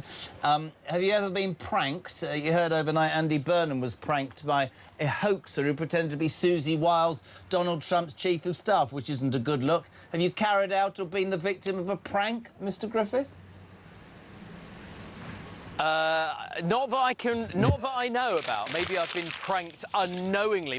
Maybe this is a prank. Maybe you are not the Shadow Kyle. Business Secretary. You are not an MP. And I'm standing here. Yeah, you are not in Westminster. Go back to Sussex. Andrew Griffith, thank you so much indeed. Shadow Business Secretary under Kemi Badenoch in the Conservative Party. What is it, Tuesday morning? It's almost 7:30. We're live across the United Kingdom. If you want to be on, it's very simple. 0344 499 1000. Your text messages 87222. Sean, good morning. Morning, Jeremy. Sean from Grimsby here. You know, Richard Tice is right. We shouldn't be worried about this hot weather. We should be enjoying it. It was only a couple of months ago, then it literally slung it down for weeks. Literally weeks it rained, and that was climate change as well. And when it snows, it's climate change. When it's windy, it's climate change. When it's hot, it's climate change. We should stop having weather reports and just call it climate change report. You know, I got told when I was 6 in 1984 that where I live would be underwater by the year 2000. And guess what? It's 2026, mate, and I live 100 metres from the beach and I'm not underwater. So someone's not telling the truth somewhere, are they? Anyway, Jeremy, rant over. Great show.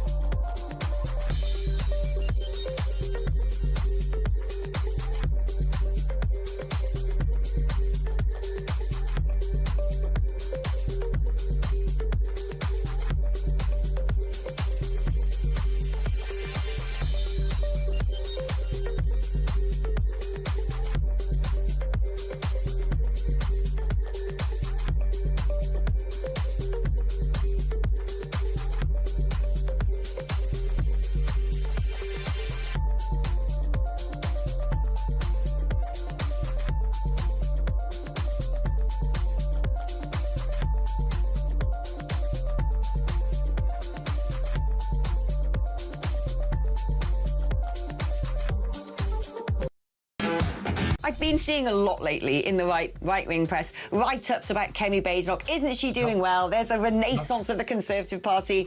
Her personal vote seems to be going up. You know, the public like her. They think she's competent. They think she's decisive. And yet, the election results in Gorton and Denton and the Manchester mayoral recent election, but it tells a very different story where the Conservative Party itself seems to be losing deposits. It's doing so badly. The Conservative Party is certainly not strong enough to be spending a lot of effort in by-elections where it doesn't have a cat's chance in hell of winning.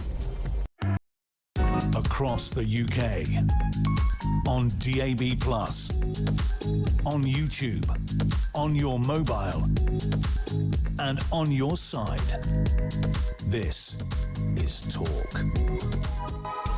Welcome back. It's gone 7:30. This is JK and Talk Breakfast, the home, of course, of Common Sense, and the home of you, the alarm clock Brits. After 9 o'clock this morning, Robert Jenrick, Shadow Chancellor, well, the Chancellor of the Reform Party are elected. He announced a raft of how they would save £50 billion off the benefits bill yesterday. He'll take your questions, your calls and whatever from 9 o'clock. Morning to Bill in Romsey. The people on benefits who are playing the system should be told any false claims will be paid back. Reform should announce this before the policy becomes law when in power. You watch the numbers drop. Morning, JK and Dominic. Don't know who Dominic is. You must mean Benedict. He left an hour ago. If the long-term unemployed will be forced to do 20 hours a week for free as a kind of community service, does that mean they are too criminalised being unemployed? That what? I don't understand. I'm just being honest. Chris, morning, Jez. Suggestion, if you're not working, claiming any benefits, you're not having voting rights in any national election. They're not contributing, they're only taking. Why should they be allowed to vote? Oh, this is going to be so good for my next guest. 0344 499 1000. Hev, good morning. Good morning, Jezza. It's Hev from Kent. Yeah, as far as water leaks and stuff are concerned, I mean, I live right on the coast, so there's very uphill and down dale. You know, the land is all over the place.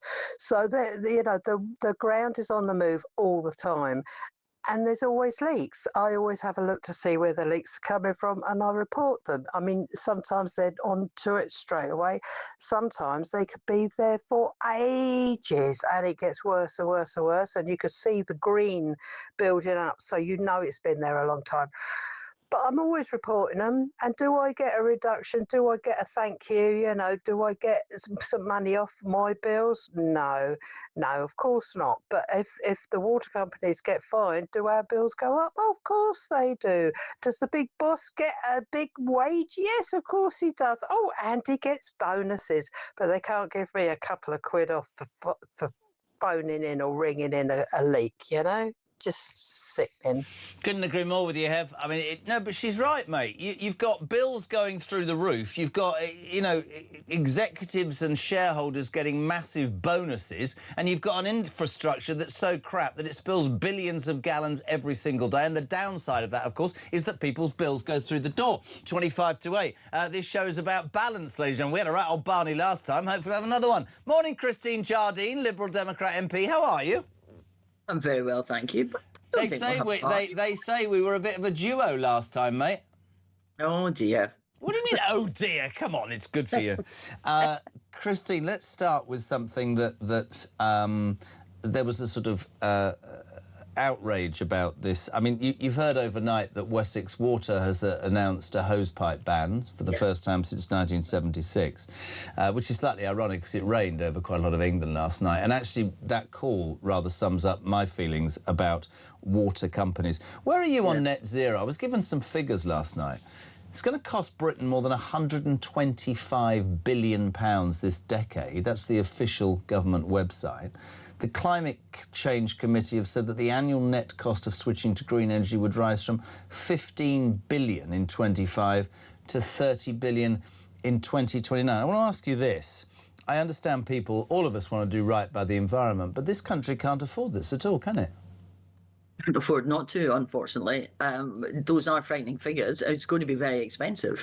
But what we've seen, and we're still seeing, with the hosepipe ban, the wildfires we've seen, what we're seeing across the world at the moment makes it clear that we have to do something. We can't just wait. I mean, people will argue that it's already too late, but we can't just wait until we're looking at it saying, oh, if only we had done that. And, you know, the first half of the century, we really can't afford to not do it. And What do you mean by that? Can't afford not to? You think the world will end? I mean, I'm being serious. You're looking at wildfires and hurricanes and floods and heat waves, and you're saying.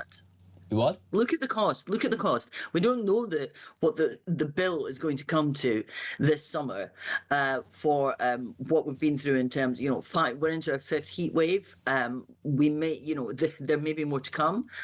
You mentioned the rain last night. Well, it rained very heavily in Edinburgh last night, and I have to say, part of me's never been so pleased to see the rain. But on the other hand, I know that what comes now is that the ground is so hard that we may get flooding. And we could have a difficult autumn. Energy prices are high. We cannot afford not to do it. I think that's the thing that we have to bear in mind. There is a cost to what is happening at the moment. There will be a cost to ordinary people in terms of their health, in terms of the living conditions. We've seen houses burned down in this country by wildfires in this past week.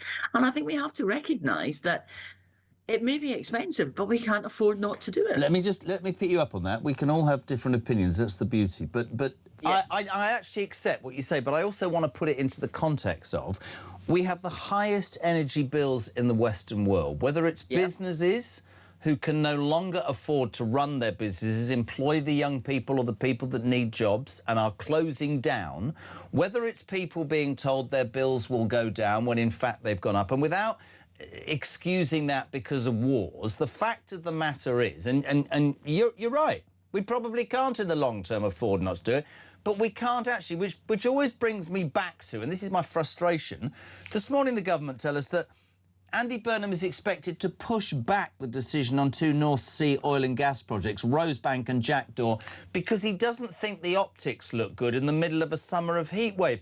There, Christine Jardine, is a natural resource. Now, whether you agree with that or not, surely somebody in government's going to go, we're allowing the Norwegians to drill there and sell it to us at twice the cost. That's barking mad, isn't it? Yes. I mean, we agree on something. I'm not a subscriber to the drill baby drill theory by any stretch of the imagination. However, I did spend a decade of my life in Aberdeen. Yeah. I have family in the oil industry, friends in the oil industry. I see what is happening.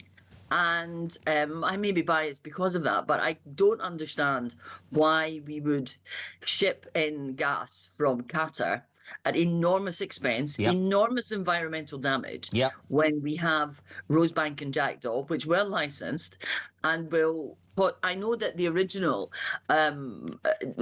calculation was not done correctly about the environmental impact of them, but surely to goodness the cost and the environmental impact is less. But you see, there's where people get really angry when and I love your honesty, but that's where people get really angry, because they talk about the environmental cost, but they're not talking about the environmental cost for Norway to drill in oil fields that are part of this country and sell it to us. That's what I'm talking about. I can take your point that what is happening to the world, maybe we need to do something. I'll take that point, but I also want to always make the point that right now, and that energy thing is so important, because it's not just the hard work. I mean, you've just said it, you don't prescribe to the drill, baby, drill. That's a phrase. The truth is, in my world, right, in my garden, Christine, underneath the turf, to the right, by my fence, are gold bars.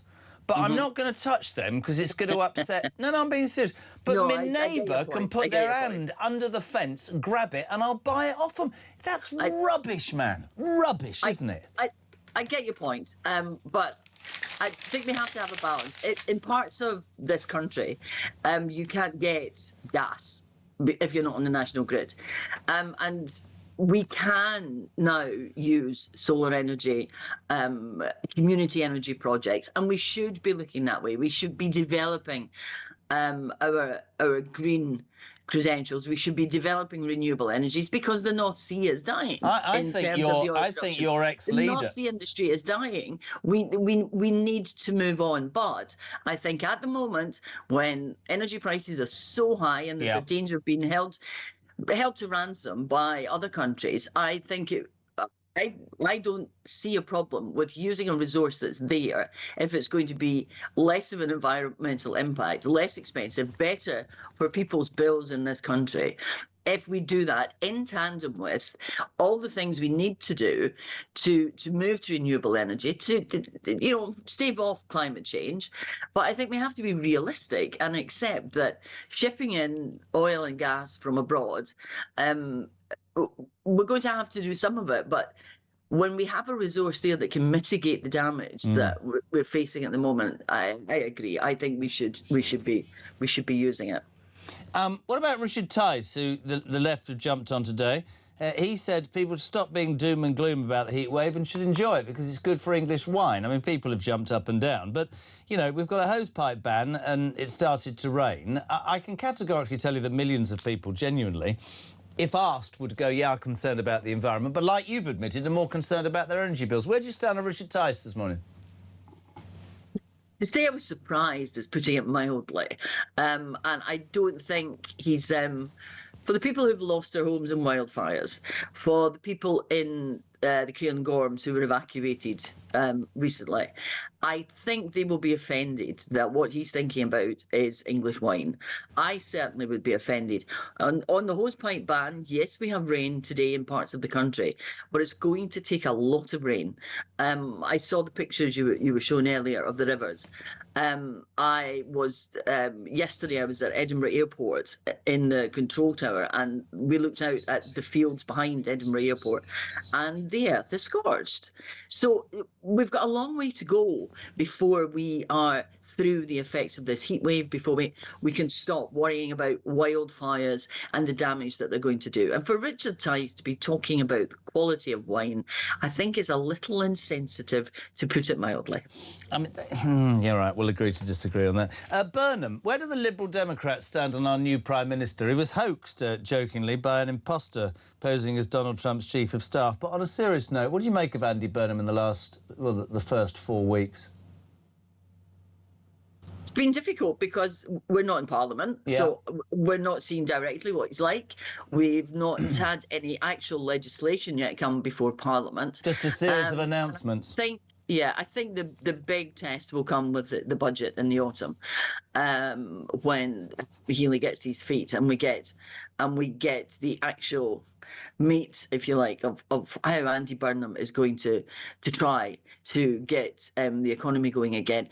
There were signs just before Keir Starmer resigned that things have improved or are improving, but we need to get substantial growth back into the economy. And one of the ways to get substantial growth back into the economy, and you will admit this because we've actually agreed, and I'm going to play this all day, is by making businesses and people's energy costs lower. That is absolutely one of the ways of making it. We do need to bring down energy costs. And one of the things where, if you like, we differ from Reform is that with the wildfires and the hosepipe bans and everything that people are suffering at the moment, because it is having an effect on people's lives. Ed Davey, Richard Tice is thinking about the quality of wine in coming years. Ed Davey has asked for COBRA to look at the situation that we're facing. And I think we have to accept that for most people, they are concerned about that, and they are concerned going into the autumn about the price of energy. What's it going to be this year? Yes, we need to do something to help people. If we had insulated homes better, if we insisted that modern homes had, better heating, that they had ways of harnessing. For example, should they all have solar panels? Should they all have, air conditioning? We need to think about how we move forward and how we make people's energy bills cheaper. And one of the ways is home insulation. And we need to get a major programme underway in this country. We keep talking about insulating homes, but we're not making progress. We need to make progress on that because it makes a massive difference to your energy bills. I can't believe this. We've spent 10 minutes talking and I think we've agreed more than we've disagreed. We love having you on. Christine, it's always good to get balance on the show. Thank you so much indeed. Christine Jardine, Liberal Democrat MP, just going to call her to 8. We're live across the UK. Talk Breakfast is on. Next, really interesting, as Reform proposes a 50 billion welfare cut. Christopher Snowdon, head of lifestyle economics, the IEA, gives us his opinion. We're back in 3.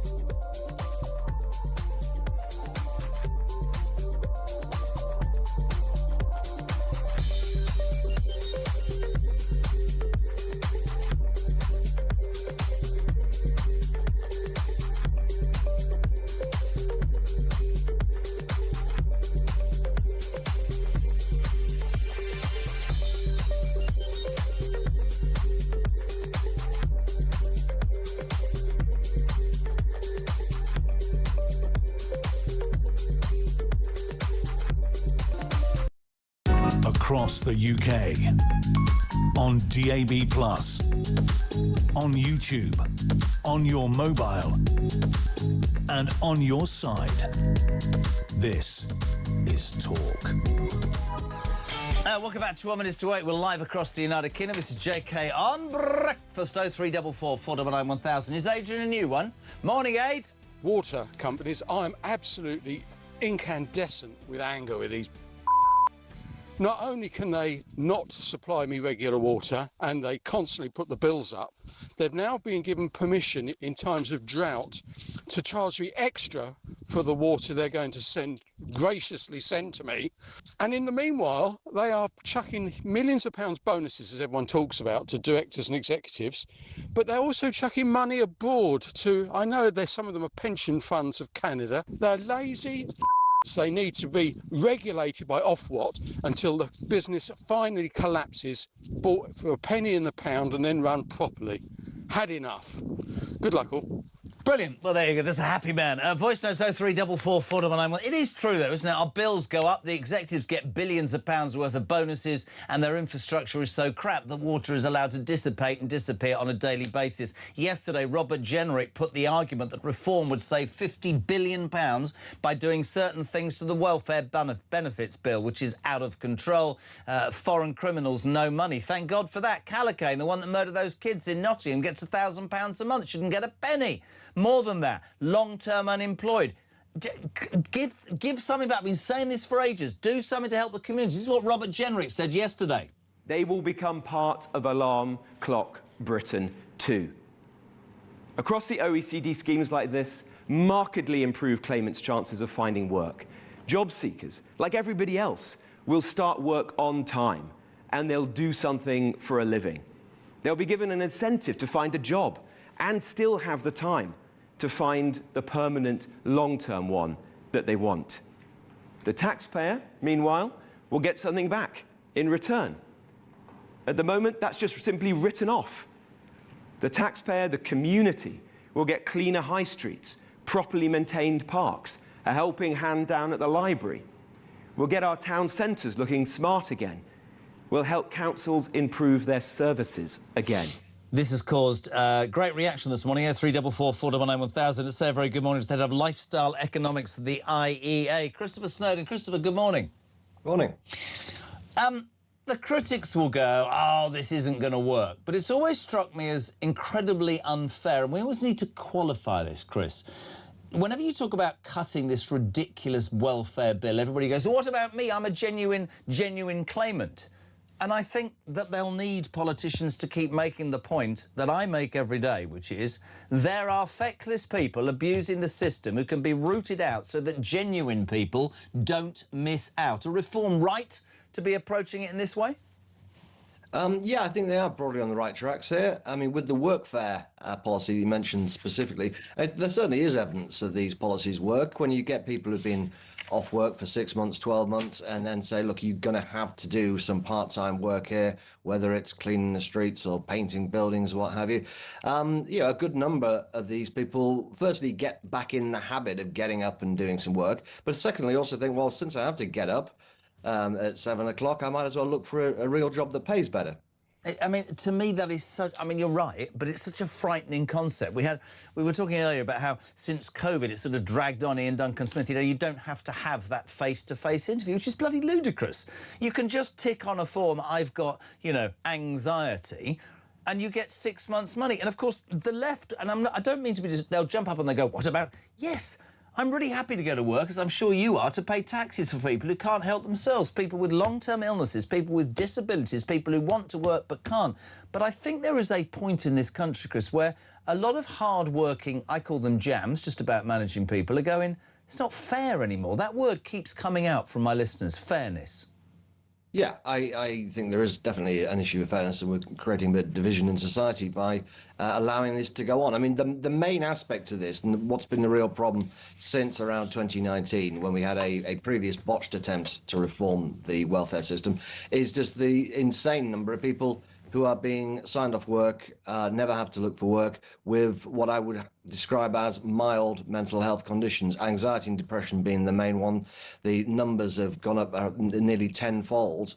And it's so easy now to say that you've got these things. Now, I'm not saying that no one's got them, obviously, but even those who have got them, I think actually could go back into work and would probably feel a lot better off. So the thing I like about what Reform is saying, and to be fair, the Tories are saying much the same thing, is simply we are not going to be paying disability benefits to people who have got mild mental health disorders because it's impossible to prove they've got them or that they haven't got them. Doctors are waving them through in huge numbers, and fundamentally they could do some work. You know, we will pay benefits to people who have severe mental health conditions, you know, psychosis, schizophrenia, and so on, and of course we'll pay for people who've got physical health conditions. But the whole point of disability benefit originally was that you are so physically disabled that you cannot work, and of course we should be treating those people well. And I'm sure there will be edge cases, as always happens when you try and reform this system. You'll get the people who might be missing out, the people who are on the borderline between these definitions. It's very, very difficult to do. You'll be up against a lot of lawyers and NGOs and judges, but it has to be done because the situation is bad at the moment, and it's only going to get worse as word gets around of how easy it is to fiddle the system. I think word is already around, and I think that the concept of the benefit system was the greatest invention in the modern world, and I'm more than happy, as I've said already, to pay for that in my own way. But I just think we need to finally acknowledge the silent majority in this. It's a bit like, I said it earlier to Richard, it's a bit like immigration, Chris, right? You couldn't mention the word immigration 10 years ago. You'd be called every name under the sun. I think people look at what benefits there are and they want to help people, but they also want the people taking the mickey to be brought to task. And I think politicians have to acknowledge that. And I think the people on long-term benefits, and you're right, you know, getting out of bed with a motivation to set your alarm clock, to get something on your CV, to feel that you're giving something back, will absolutely inspire you. And for people with mild, and I had a breakdown, to have mild depression and whatever, right? Surely being amongst people, sort of, they go, oh, but it could be in a competitive environment. But being amongst people away from your house, not sat on your Jack Jones watching the television or being on social media, surely that's more helpful to your mental health than detrimental, isn't it? Yeah, it is. And in some respect, we are kind of putting these people on the scrap heap potentially forever by saying at the age of 18, 19, oh, sorry, you've got anxiety, you can't go to work, you just stay at home and do nothing. It's not good for them. It's not good for us. And actually clamping down on benefit cheats or people who are exploiting the system is very popular, always has been, with Labour voters, with Tory voters. The two-child benefit cap was really popular with everybody apart from Labour backbenchers. So there's a demand here to do something about it, and it's a financial imperative that we do, because I think the £50 billion that Reform is saying they could find it, I think that's in the right ballpark. These kind of estimates are always going to be a bit sketchy, but it's in the right ballpark, particularly when you consider that once you get a lot of these people back into work, they are then paying income tax. They're not taking from the system, they are putting back into the system. And one of the reasons we've got such low economic growth is we've got so few people of working age who are actually doing any work. Nobody really believes in their heart of hearts that 1 in 4 working age people in this country are disabled, do they? So let's do something about it. And also, I've only got a minute, but I've said for a long reason why we should curtail people, migration coming in. We were always told those people come in to be hospital porters and well, I'd stop that, and I'd say to those 2 million, 1 million, I'll be told them the wrong number, you're not mentally ill enough not to do that. It's good for you, it's good for us, it's good for society, we're paying you, let's make it work. That I completely agree with it. Whether the naysayers say it's not possible, it's against this and it's against that. But we are at a point, aren't we, where we have to do something ASAP. 20 seconds, finish me up, Chris. Well, yeah, we've been using mass immigration as a way to compensate for the fact that people born in this country are no longer going to work. Yeah. Mass immigration isn't very popular. People abusing the benefit system isn't very popular. So you would think that the kind of thing that Reform are proposing would be popular. Hopefully the other parties will get on board, have a serious discussion about doing something similar. Great to have you on. Christopher Snowdon, thank you so much indeed. From the IEA, almost 8 o'clock. Sarah Pochin, Reform's First Lady, kicks off the next hour. Back in 3.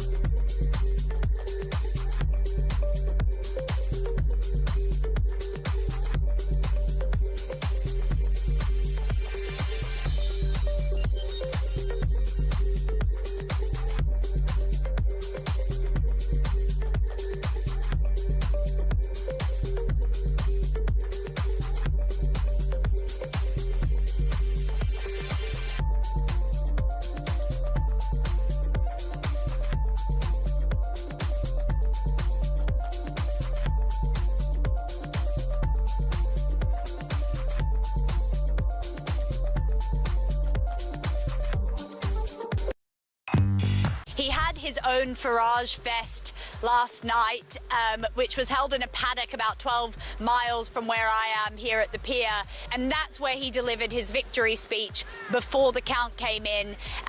And some view that as deeply controversial. If you went to do a victory speech at the count, what you'd have had is 30 chumps there, all sort of screaming and shouting and heckling and, you know, making a big distraction on stage. And I think he's gone, that is not the image I want projected via national television, going out to the whole of Great Britain.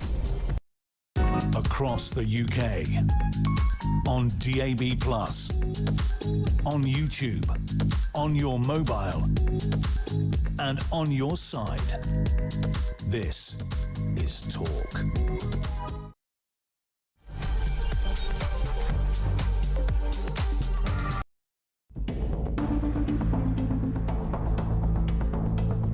It is therefore my honour to declare that the duly elected leader of the Labour Party is Andy Burnham. Thank you, everybody. Thanks so much. I believe in all of you, and I am confident we can do it. Thank you very much. I have just come from Buckingham Palace, where I have accepted His Majesty the King's invitation to form a government. I know people at home are fed up with politics. I hear you, and I want to be honest with you. We have not been good enough, and we need to be better. We will be. This man has no mandate whatsoever. He didn't stand on the 2024 general election manifesto.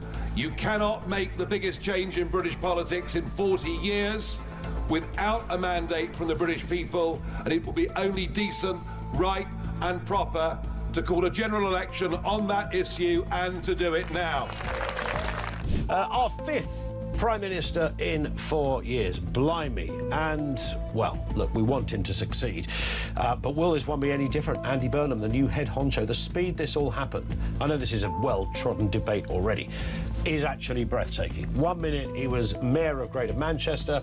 What, a month and a bit ago he wasn't even an MP. The next he's holding keys to number 10 without the country ever really having a chance to scrutinise him in a prospective prime ministerial arena. Nothing at all. We really know very little. I think Burnham has to walk a fine line. I think that's probably what's going on, because if he were to sweep into Downing Street and say, I'm going to change everything, I'm going to fix everything, I'm going to do things completely differently.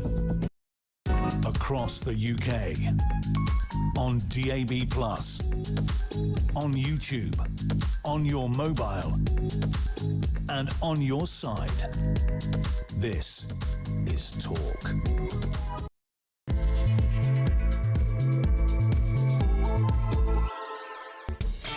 Welcome back, welcome along. Where have you been? Just gone 8 o'clock. We're live across the United Kingdom. This is Talk. Breakfast on the home of the alarm clock Britain, a phrase that Robert Jenrick, the Shadow Chancellor for Reform, used yesterday when he announced a raft of welfare reforms that Reform will bring in. He'll be here at 9 o'clock, by the way. You can talk to him directly. You can question him. 0344 499 1000.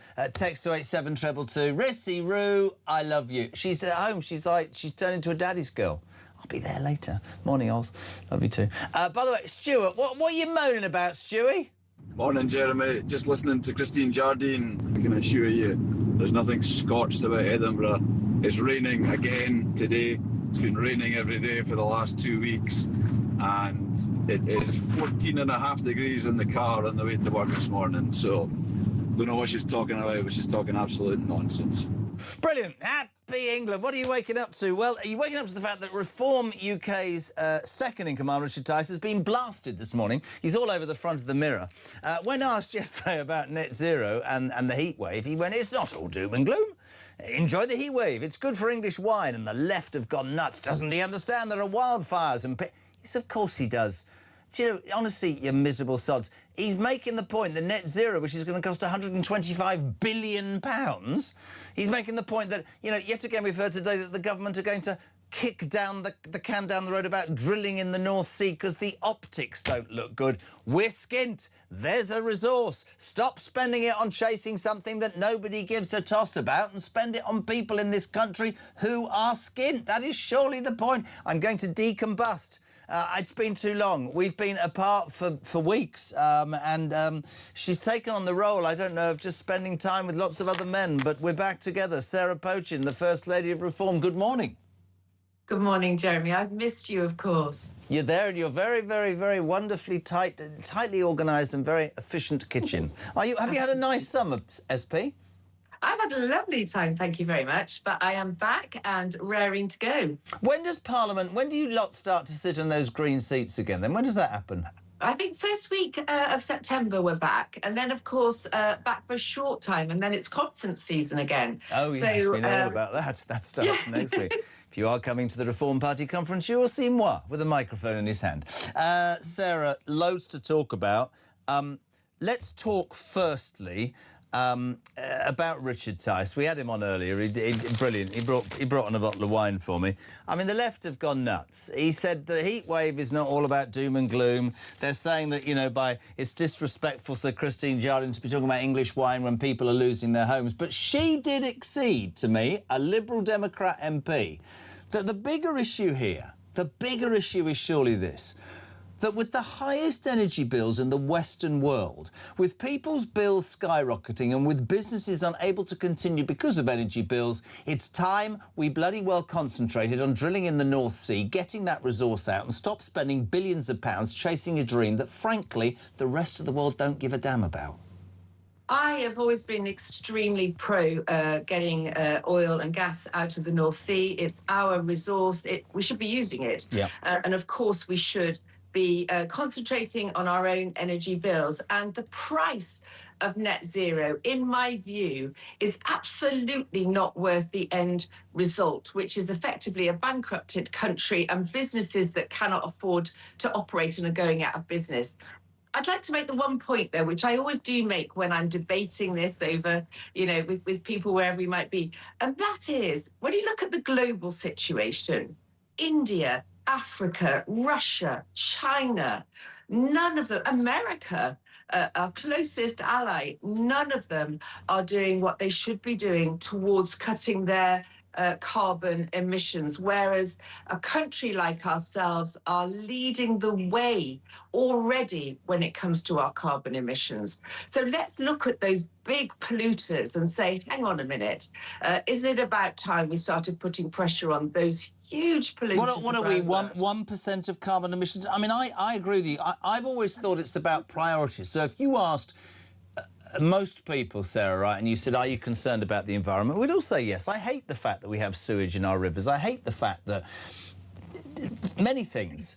But I also remember 1976, and that was 50 years ago, and the world hasn't disappeared or been swallowed up by an ocean, and climate is climate. But then, of course, people will say, look at what's happening. Wildfires, heat waves, volcanoes, earthquakes. This is all about that.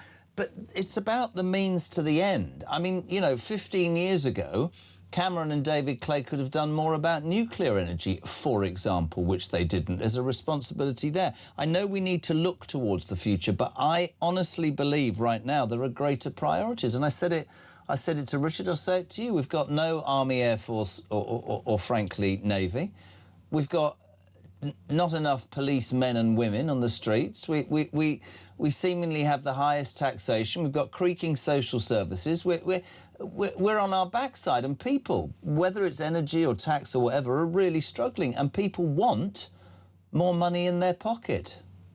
They do. And listen, just a last word on wildfires before we move on to the doom and gloom that is the economy. You know, at the end of the day, these wildfires are being started by complete morons who are lighting barbecues on already tinder dry land. You know, this is human error. This is not some kind of, you know, universe intervention here that we're destroying our country. These are human beings dropping their cigarette butts, lighting disposable barbecues in tinder dry conditions.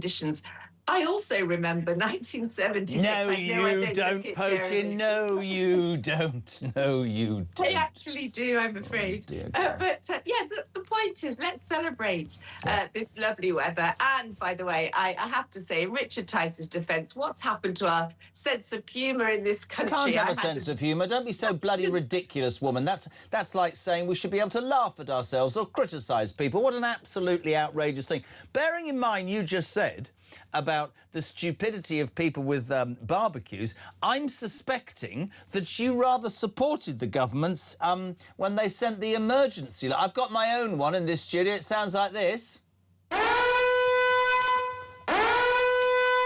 Honestly, most people nearly... I mean, even today, Nick Owen, the ex-Crime Watch presenter, is chairman of the National Fire... Nick Ross.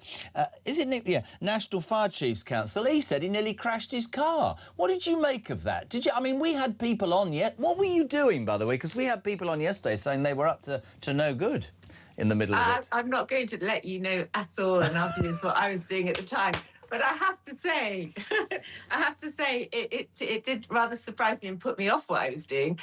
But the point is, I got it peeling 4 potatoes times. again, Poachin, yeah. Peeling potatoes again, mate, yeah. I got it 4 times. My husband didn't get it once. And actually, do you know what? I didn't even read it. And that is the point, isn't it? I probably, as a politician, I should have read it.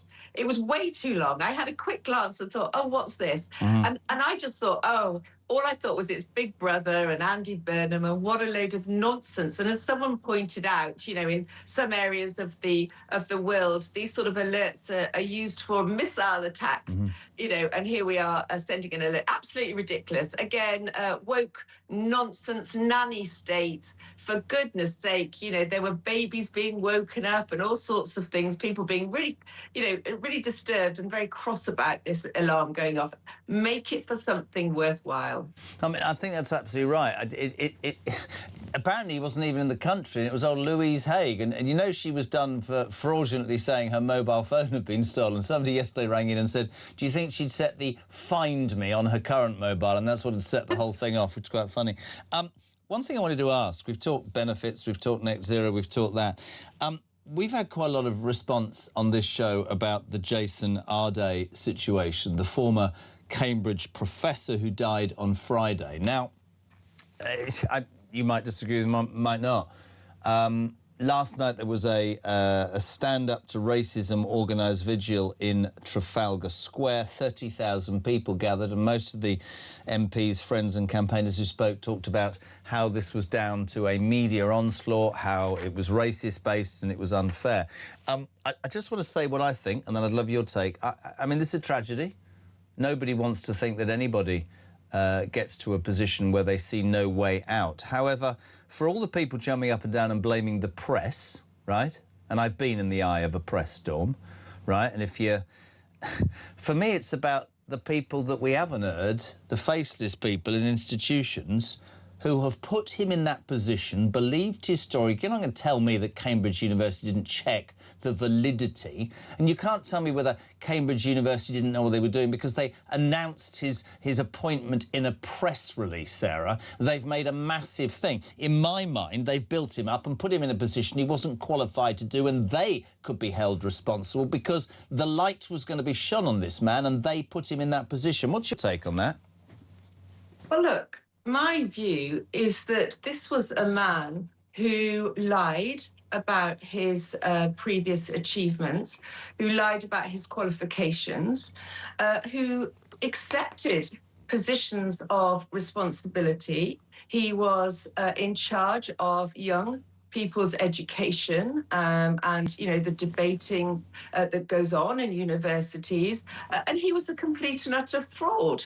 So I'm not quite sure what we're feeling sorry about. I, of course, sympathise with anybody who, you know, this has happened to, and I think he did commit suicide, I think. I'm not sure if that's been said. I'm not sure. But the point is look, you know, I sympathise with what's happened to this man, but there was flaw. I completely get it. But are you telling me that an academic institution like Cambridge doesn't check the validity of somebody's background? And I suspect they knew this, and I suspect this is DEI box-ticking, trying to look good, which is why I said the point that they announced his appointment in a press release. I mean, that's never happened before. It's a tragedy, but I think a lot of people, not just, what do they say, the right-wing press, need to look in the mirror. I mean, I really do. I really do. I don't understand what the vigil was about, to be honest. What point are they making? This has got nothing. No one's being racist. The fact is that, yes, this was a black man, but he was a complete fraud. So I don't understand what this vigil is about. Are these people protesting or standing there in Trafalgar Square? Are they saying that it's okay to lie about your qualifications, to lie about your CV?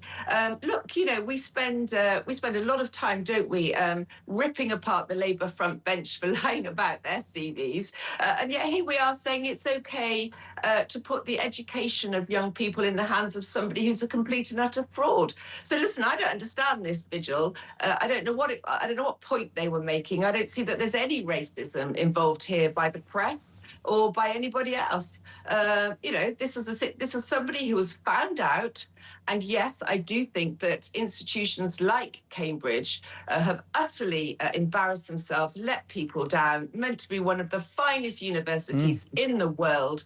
And look, they've been exposed as a box-ticking institution that cares more about saying, you know, it has the right quota than it does about the right quality. It's quite interesting. A person that we both admire, Sarah Vine. Jason Arde's death is a tragedy that should force everyone to pause for reflection, starting, says Sarah Vine, with those who thrust him into the spotlight for their own ends. Absolutely spot on from Sarah Vine. 8:15. So now, Sarah Potion, very, very, very, very important questions.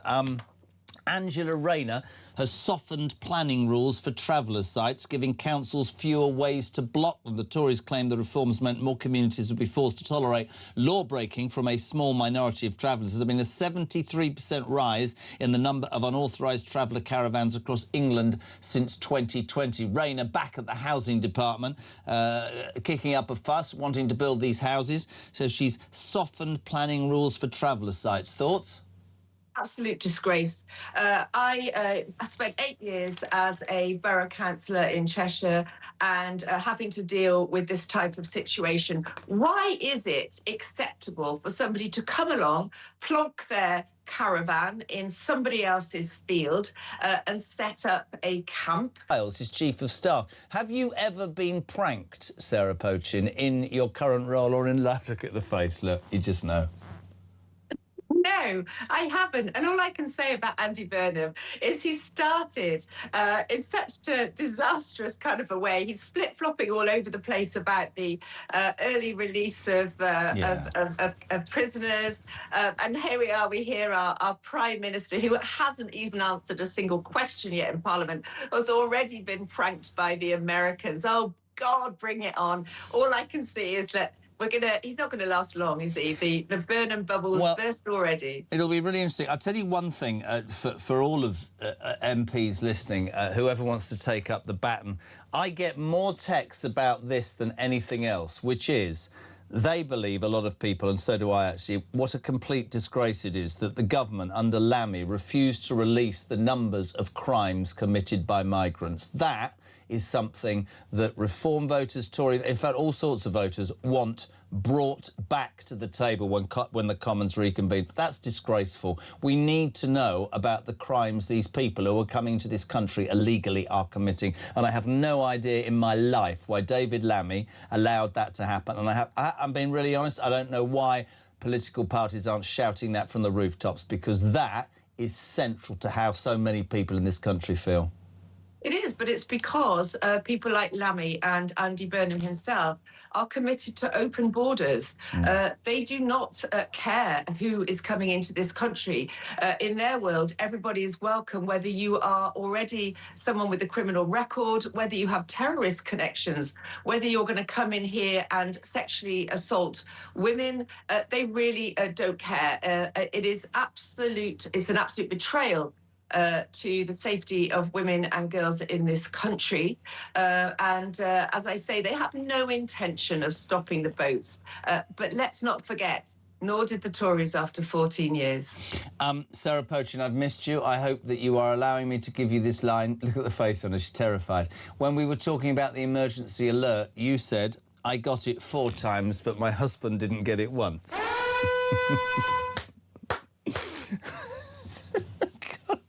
That's what she said.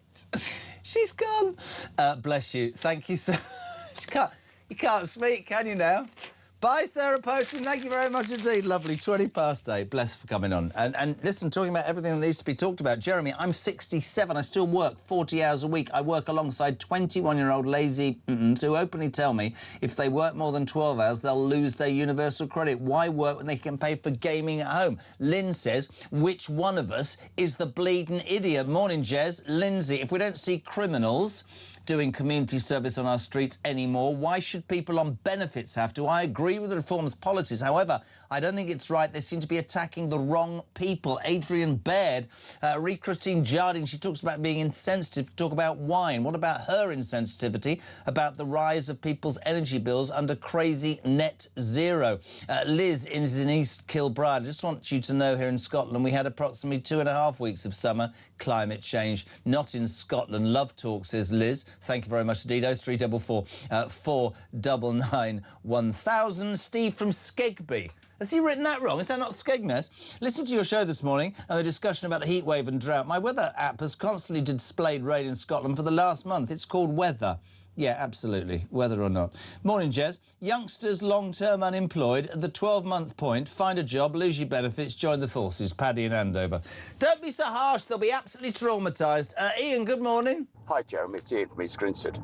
I think and it's a sad thing to say, but I think what we need to do now for the benefit stuff is we need to start incentivising people to dob people in.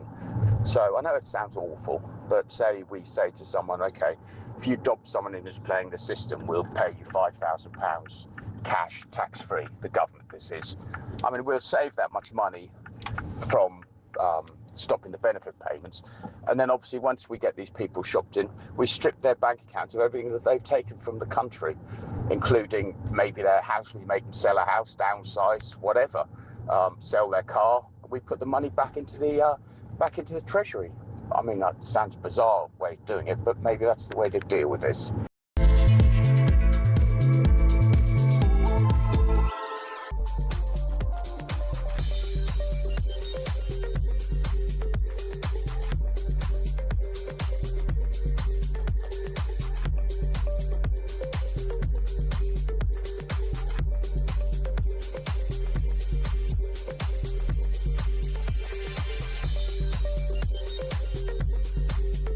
There are many communities in this country who want large numbers of men from very different cultures who've come here unlawfully, paying criminals.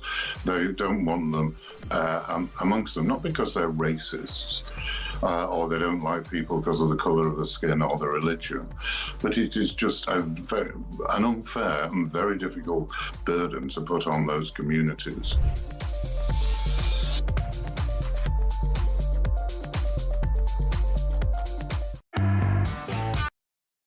Across the UK, on DAB+, on YouTube, on your mobile, and on your side. This is Talk. Welcome back, 8:25. We're live across the UK. Julia at 10. And the amazing, I think he sounds brilliant, Dr. David Bull is back on Talk, and he's here from 1 o'clock this afternoon. Give him a listen. The smartest man in broadcasting. Makes me like a tramp. It's a bit like me sitting with Benedict Spence, who looks like he's fallen out the back of I don't know what. That didn't sound right. 0344 a skip. 0344 499 1000. Loads of you texting. Hello to John in Forfar.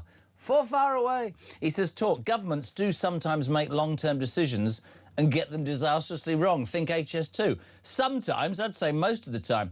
We were talking earlier, weren't we, about Andy Burnham being pranked, which sent you all into a spiral. Pete says, I also pranked another presenter at Three Counties Radio where everyone thought he had a wig. He got a bit upset when old ladies used to stop him in Luton Town Centre and tried to tug at his hair to see if it was real. He ended up with the nickname Squirrel Head. Brilliant. Liz, I think Rayner's practical joke allowing traveller communities up anyway should be talked about. We just did that, quite right. Jez, 66 million years ago, an asteroid struck the Earth. Did it? This caused massive climate change. There were huge volcanoes. It was far hotter than it is today. Sadly, we didn't have Labour to nanny us, says Don in Chelmsford. Yeah, you see a lot of that. A lot of people are getting really wound up about this. I thought Burnham said he would drill. Now he's saying he hasn't made a decision yet. I wonder who changed his mind. Mr. Miliband, maybe, says Paul Hamilton. Maybe Paul, I don't know. Steve, morning, son. How come where I live in Nottinghamshire, every school summer holidays we get wildfires? We have had 4 already very near to my house, so we'll bet my bottom dollar it's feral kids. Morning, Jez. Nice to see you back. I watched a documentary about ancient Egypt. They had climate change as well, and they have survived. It'll be all right. Stop panicking. Andy's in Coventry. Nice. Morning, Anne. I never understood why benefit claimants don't pay income tax. Every other form of income is taxed. Why can someone get thousands of pounds for nothing and pay no tax? If you earn it for working, you do pay tax. That's a bit unfair, isn't it? Don't be ridiculous, man. Stop moaning. Let's go back to work and pay more tax for the feckless. Steve's in Hillingdon. Do you know where Hillingdon is, Christian? Did you? Oh, dear. Jeremy, he said he used to live there. If these clowns had a magic lamp and wished we were net zero tomorrow, I read it would take less than 4 months for the increase in emissions from the rest of the world to make the saving null and void. Richard Tice is absolutely spot on.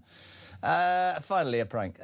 Dan from Kent. Morning, JK. Talking pranks, the biggest prank, which has backfired spectacularly, has to be the 33.7% that voted for Labour at the last general election. Maybe true. 0344 499 1000. I've been away for 2 weeks, and in that time he's probably done 47,000 stand-up nights because he has embarked on a world tour.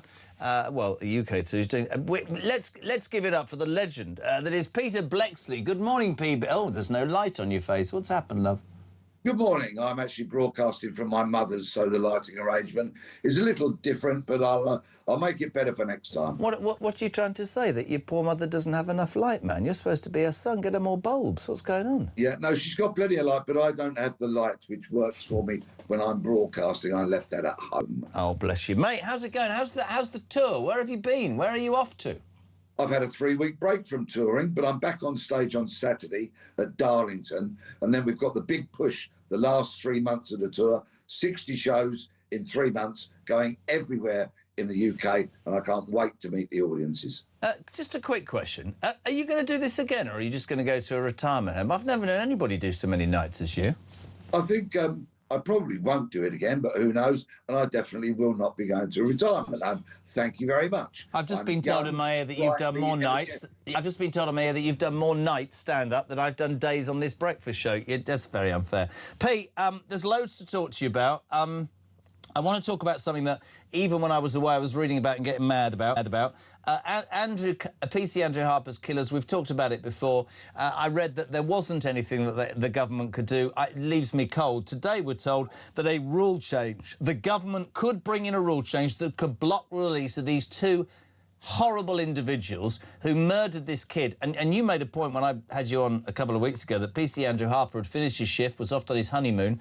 The call came in and he got back in his uniform, texted his wife and said, I'll go and deal with this and come home. And he never came home. These kids got 13 years for murdering him, along being an accomplice, if you like. Could be out after 6. Explain to me, right, how a government with a massive majority can't literally wake up and go, they are not being released from prison, end of. Andrew Harper will always remain a hero. May he rest in peace. Yeah. So what the government now are trying to do in their desperate attempt to keep these revolting creatures behind bars, because, of course, of the weight of public opinion, the petition to keep them behind bars has received over 1 million signatures. And, of course, Burnham has to react to this public pressure. They're looking now to create a new category of manslaughter called unlawful act manslaughter. Let me just explain a little, if I may. So, say, for example, you go to commit an unlawful act, like a burglary, like shoplifting, something like that, and you go with that intention and perhaps with equipment to carry out such a crime. If you kill somebody in the course of that act, it will be known as unlawful act manslaughter, which, of course, is very different from a couple of blokes who go to the pub on a Friday night, have a drink. Unfortunately, somebody punches someone and they die as a result of that. So a distinction between those kind of manslaughter offences, that's what they're looking into. I mean, I've never understood, we've talked about it incessantly, I've never understood how the authorities, the government, whatever you say, expect the British public to continue to stomach this, well, BS for much longer, the way that seemingly criminals are treated better, there's excuses made for how they're treated, and the victim seems to be left. There's another story today that just about sums it all up. The eye-watering cost of paying hundreds of suspended police officers to stay at home hits a record 60 million. Now, without giving away too much, I know somebody whose husband basically has been suspended for 18 months. I'm not going to go into detail. A hurty word, I think. Stand there, you whatever. Has been at home on full pay for 18 months.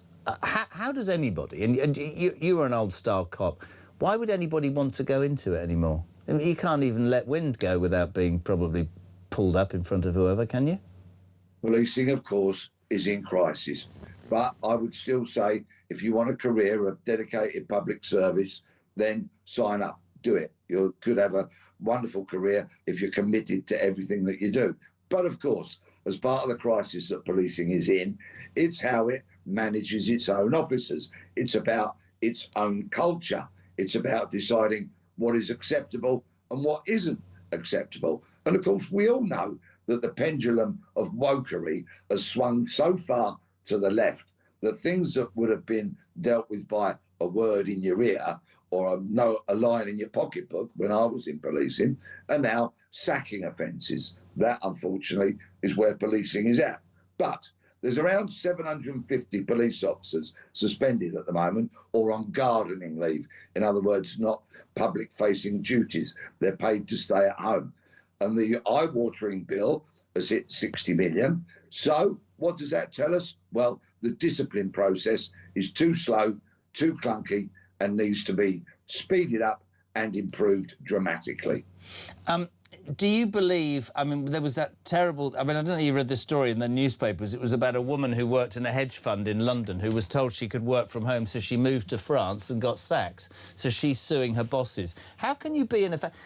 If 750 people are being suspended on full pay and sitting home, you're absolutely right. I've always thought the biggest problem with the police, buddy, is that they mark their own homework. I think it would be a lot quicker if it was done from outside, wouldn't you? Well, they have internal professional standards departments which do a lot of the more lower level type of disciplinary matters, and that very much is marking your own homework, police investigating police. But then, of course, you've got the Independent Office of Police Conduct, supposedly an independent body that investigates the more serious matters. But that body is, quite frankly, subject to so much rightful criticism that many would argue it's unfit for purpose. Governments repeatedly across the decades have never got it right in how the police should be investigated, which is quite staggering, bearing in mind it's now 2026. I think you raise a valid point that should all police investigations be carried out by an external body. I think that has some merit. I think it needs looking into, but the current status quo is absolutely brilliant. I'm going to play a video footage because I'd like your professional opinion on this. Police, in trying to arrest this guy, you can see pictures of him on the roof there. He's lying on the roof. They're trying to arrest him. Look, in riot gear, they go up. You can see this happening. Was pulling suspects' trousers down common practice when you were in the police, Pete? This self-indulgent idiot, who's now been charged with a raft of offences, took up huge amount of police resources, disrupted his neighbourhood, caused a lot of chaos in the community, deserves everything that came his way.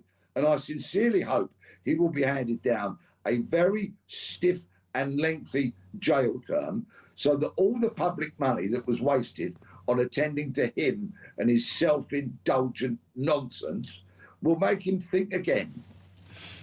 Did you pull trousers down when you arrested people? No comment. Final thing, don't know if you heard about this, Andy Burnham is your new Prime Minister, Pete. I know you're delighted about that. He got pranked overnight, a few weeks ago, by a hoaxer pretending to be Susie Wiles, the Chief of Staff for Donald Trump. They're all saying that's not great. Tell me you've been best prank you ever did on somebody. I worked undercover for over 10 years. I pretended to be a gangster. I bought millions of pounds worth of drugs, weapons, counterfeit currency, lorry loads. I pranked more people than you can shake a stick at. I don't know how to swap that, mate. Give my love to your mum and good luck with the return of the tour. He's a top man, former Met detective. Peter Bleksley, thank you very much indeed. Always good to have you on. 24 minutes to 9 o'clock. Still to come, Lord Daniel Hannan, the man who runs the Institute for Economic Affairs, the director. He's loads to say, as is Ross Clark, columnist for The Sun. All that ahead of 9 on Talk. What do we say? Morning, Flynn. Good morning, Jeremy. I don't know if it's me being thick, the water situation. I'm sure we live on an island surrounded by unlimited amounts of water. I know it's seawater, but you can convert seawater to fresh drinking water. I don't know what the deal is.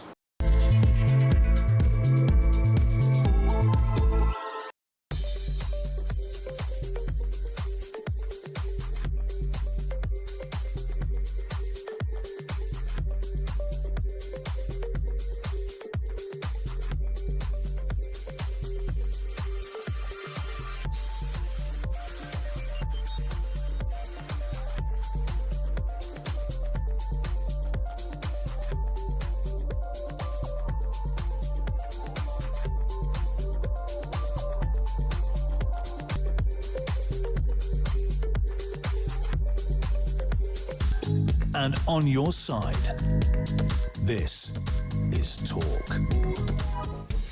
Welcome back. 20 minutes to 9 o'clock. 0344 499 1000. Text to 87222 if you want to be on.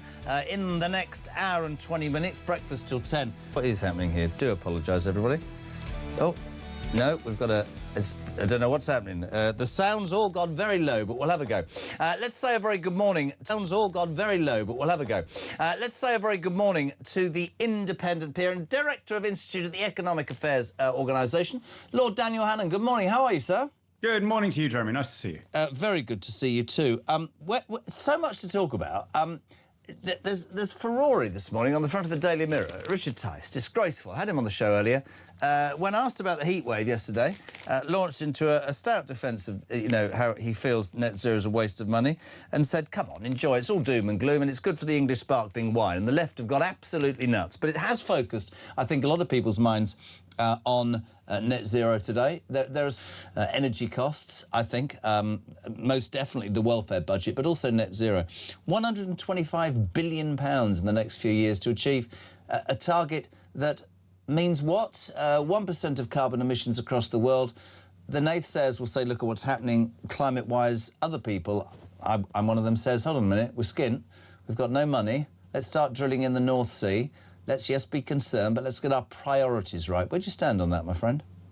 Yes, I think there's been a massive shift in attitude over the last 20 years. Net zero was very popular, not just with the politicians, but it polled very well 20 years ago. And I think that's because 20 years ago, you could argue that somebody had to take a lead and that if Britain showed kind of moral leadership, the rest of the world would follow. They'd copy us. In fact, we can now see that the only thing that almost every other country has learnt from us is what not to do.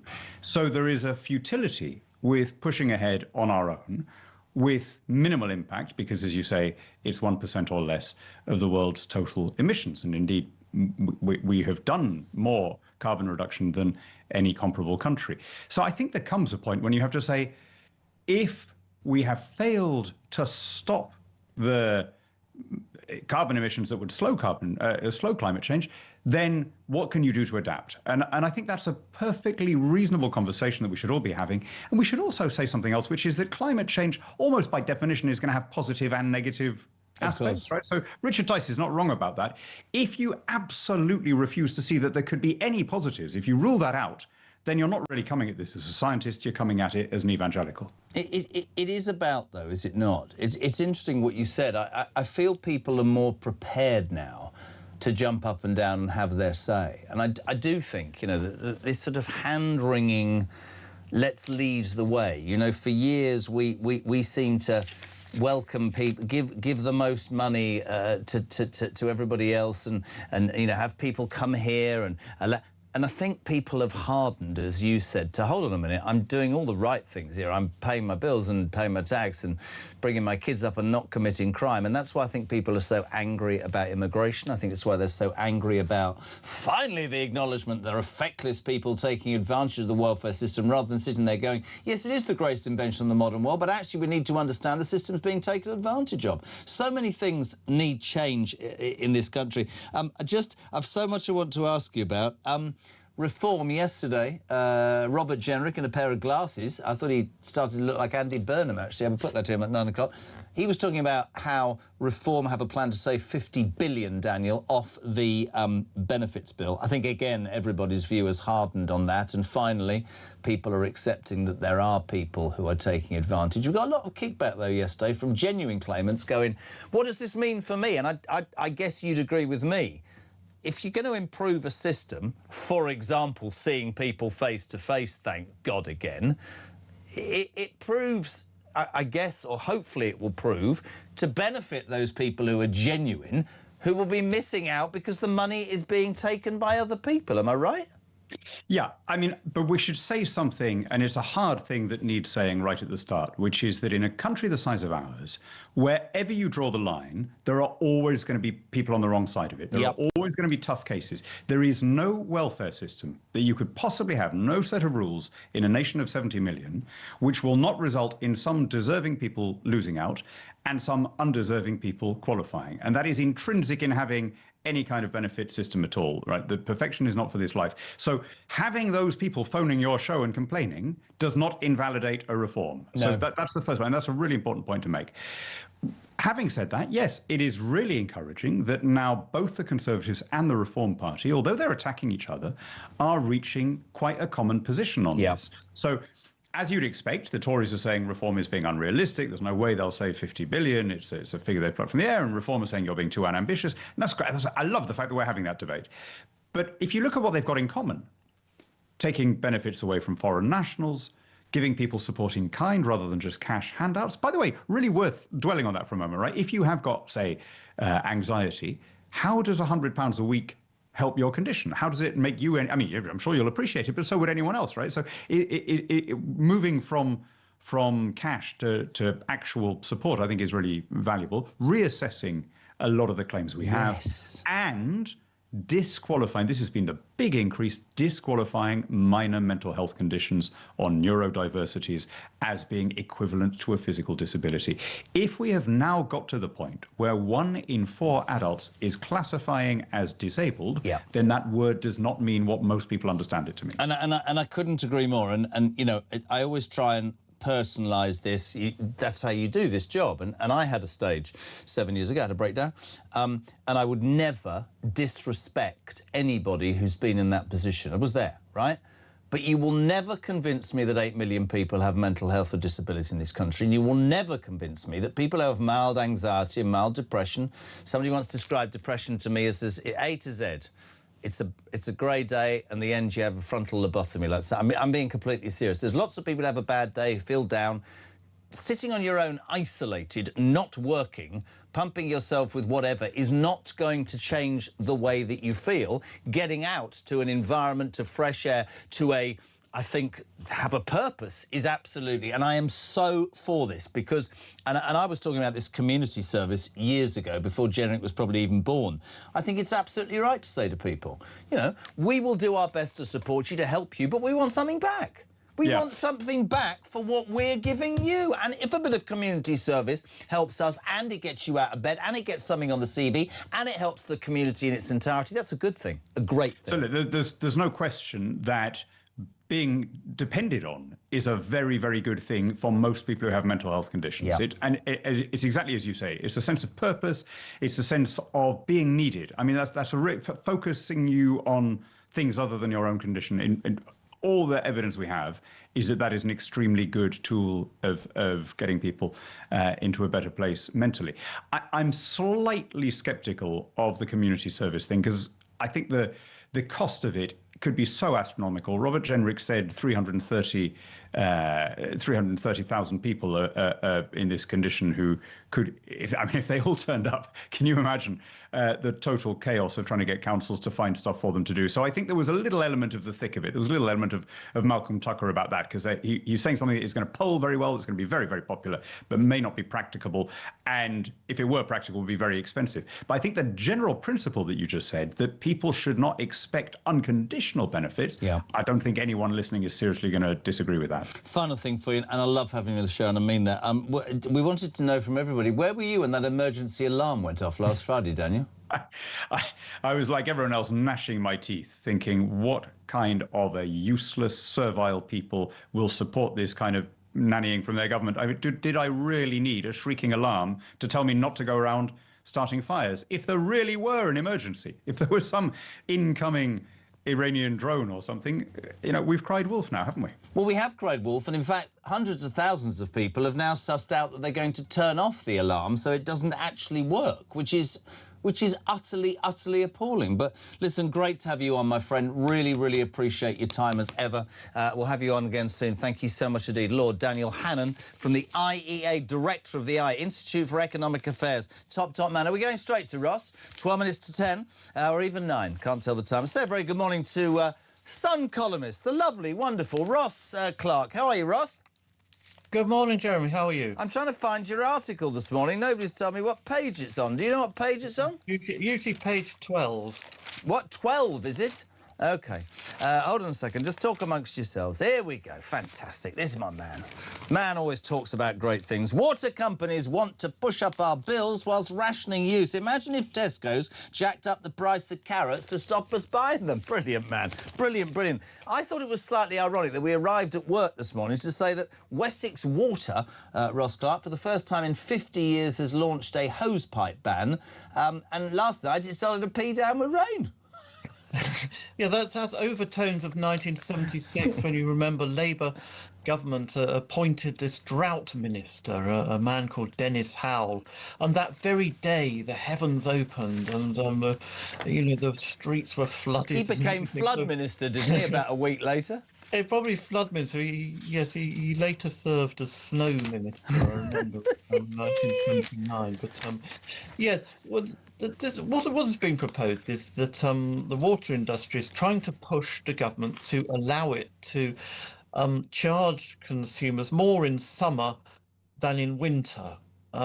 Trying to extract more money from us, in other words. There already is a pilot scheme sort of along these lines run by South West Water, where you can opt in. It's not compulsory, but you can opt in to pay a slightly lower rate for so many litres in summer, but then if you go over that rate, then you get really punished by being charged a sort of excess rate. But what's being proposed is this very, very crude sort of mechanism trying to sort of relate demand to supply. But I mean, it's ultimately failed because 40% of British homes still don't have water meters, so you can't sort of impose extra charges on those properties. No. In summer. They got a sort of all-you-can-eat buffet, but without the staff to sort of glower at people who try and stuff too much food in a doggy bag. I couldn't agree more. And the point about these water companies, and I probably sound a bit earthy for me, don't use your hose pipe, don't use this, we're going to ration it, our bills continue to go up. I don't care whether people like this or not, they're paying their chief executives ridiculous millions and millions of pounds worth in bonuses. Their leakage is ludicrous, their infrastructure is patently not invested in. And so I have to say, some of these water, it's a disgrace, the way these water companies behave. Hosepipe ban where you live at the moment? Yes, we're in a hosepipe ban. This is a rather crude form of sort of Soviet-style rationing, which in place of a sort of proper market mechanism to charge. I'm not condoning breaking the law in any way, Ross, but my grass continues to be green because my hosepipe is re-identified as a watering can. Right, okay. Yes, well, I mean, it's not being properly enforced anyway, is it? This hosepipe ban, it's a complete farce. But as you say, the water companies are leaking as of 20% of the treated water they put through the pipes leaks out before it even gets to the customer. They say, oh, we've reduced that by 40% since privatisation in 1989. But they should have done far better than that, because they inherited this system network of cast iron Victorian pipes, which were reaching the end of their life. I mean, the materials we have now, sort of polyurethane or whatever they make the pipes from, I mean, should really reduce water losses in the mains pipes to a fraction of what it was. And they haven't invested in that. They haven't invested in new reservoirs. No. We haven't had a proper big major reservoir constructed since Kielder Water in 1981, and they've been talking about a national water grid for 30 or 40 years to pump water around the country from the wet bits to the dry bits. But that's never happened. And imagine, we're a bloody island with water all the way around us. Well, Thames Water it actually did get round to investing in a desalination plant to turn seawater into drinking water. This is what they use in the Gulf states quite a lot, because where water's obviously very scarce around there. But having invested in it, they don't use it. And even in times of drought, they've not been using it. It was a completely sort of ludicrous thing to be doing. It's a great article. You're always on it. As Ofwat suggests surge pricing, water companies want to push up our bills whilst rationing use. Imagine if Tesco's jacked up the price of carrots to stop us buying them. Ross, it's always a pleasure. It's never long enough, but it's a brilliant, brilliant article today. Page 10 of The Sun. Ross Clark, thank you very much indeed for joining us. It's almost 9 o'clock. We're live across the UK. Push that button, big or even button. In 90 seconds. What's a button? Please push the button. Let's do a bit of sport. He's a legend. Charlie Wyatt, football legend at The Sun. How are you? I'm good. How are you? Well, I'm a bit annoyed. I'm a West Ham fan. We can't even win in the bloody Championship. Yeah, I think you'll be all right. I think your crowds are incredible, aren't they? 50,000 season ticket holders. We've sold. I was on the golf course the other day following my son, and the guy said, "You're a West Ham fan, so am I." And he said, "We've sold 50,000 season tickets. That's extraordinary." It is fair play. I mean, yeah, brilliant support. I'm a Norwich fan, and I went and saw us cheated on Saturday by West Brom, who scored a hand of God goal. So we've not got off to a great start either. We're not too bitter. Loads in the paper today, including apparently Pep Guardiola's extraordinary foul-mouthed run at disgraceful Man City stars during team talk, where he said, "I'm divorced," and I extraordinary. What is this story? It's another Amazon Prime four-parter charting Pep Guardiola's last 2 years at Manchester City. Lots of nuggets in there. So our back page, or what you're showing there, the front page is the moment where Pep Guardiola reveals the fact that he's getting divorced, and he's talking about a lack of passion. He tells the team, "I'm getting divorced to the most beautiful woman on your planet."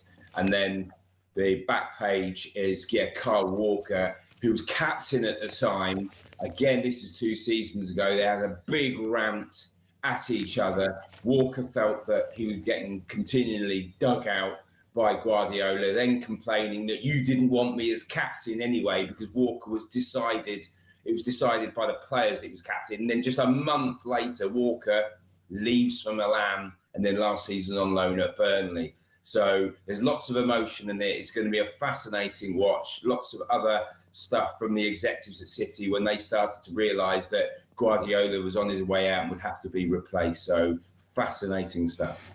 It is fascinating. I love these programmes. Mourinho's got one out as well. Have you watched any of that? Funny enough, the first 2 episodes at midnight tonight, last night, I thought I'm not tired, so until 2 o'clock this morning, I actually watched the first 2 episodes. What did you make of the Mourinho one? Yeah, really good. I mean, it's just, but with this, there's so many little nuggets, so many little throwaway lines about his, terrible relationship in the end with Roman Abramovich, and how, it was all personal, and when he knocked Chelsea out of the Champions League, it said it was just revenge on Roman. Really, really good stuff, and I'm looking forward to the rest of the... Yeah, I don't know. I mean, listen, I think they're a great thing. I think they're good for football. I think for people to see that the nuts and bolts are behind the scenes a good thing, Charlie, don't you? Yeah, it's good. It's when they're not sanitised. Do you know my favourite ever one? And it's not been watched by that many people. And it was called the 4-Year Plan by QPR, and it just hasn't been watched. And it was, as it says on the tin, cameras in for 4 years on the boardroom when Fabio Briatore was there. But the owners didn't have any video approval over what went in the film. So it's extraordinary. Honestly, if you get a chance, I think you can watch it on YouTube. It is unbelievable because they didn't want a lot of that stuff that was actually aired. It's a 4-year plan about QPI. It's about 15 years old. It's unbelievable. I even got my 20-year-old son to watch it a couple of years ago. He couldn't believe it. Good man. Charlie Wyatt, thank you. Back of the Sun, front of the Sun, the Prime, Amazon Prime, look into Manchester City. Catch the Mourinho one, and don't forget anything sport, you know where to go. The Sun's back page and our sister station, Talk Sport. It's almost 9 o'clock.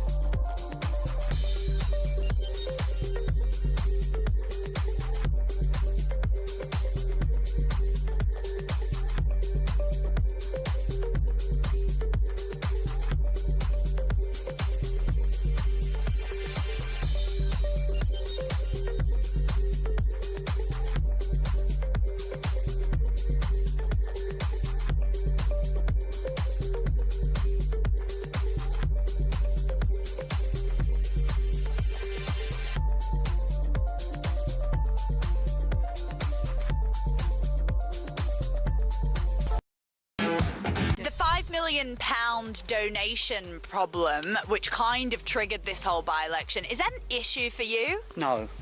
No, I accept that most politicians are in it at the end of the day for the 100,000 a year that they get, and so everybody's in it for money.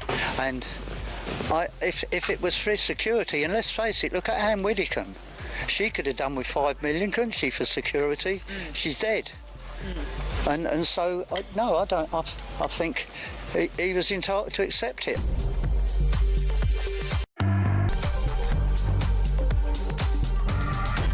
The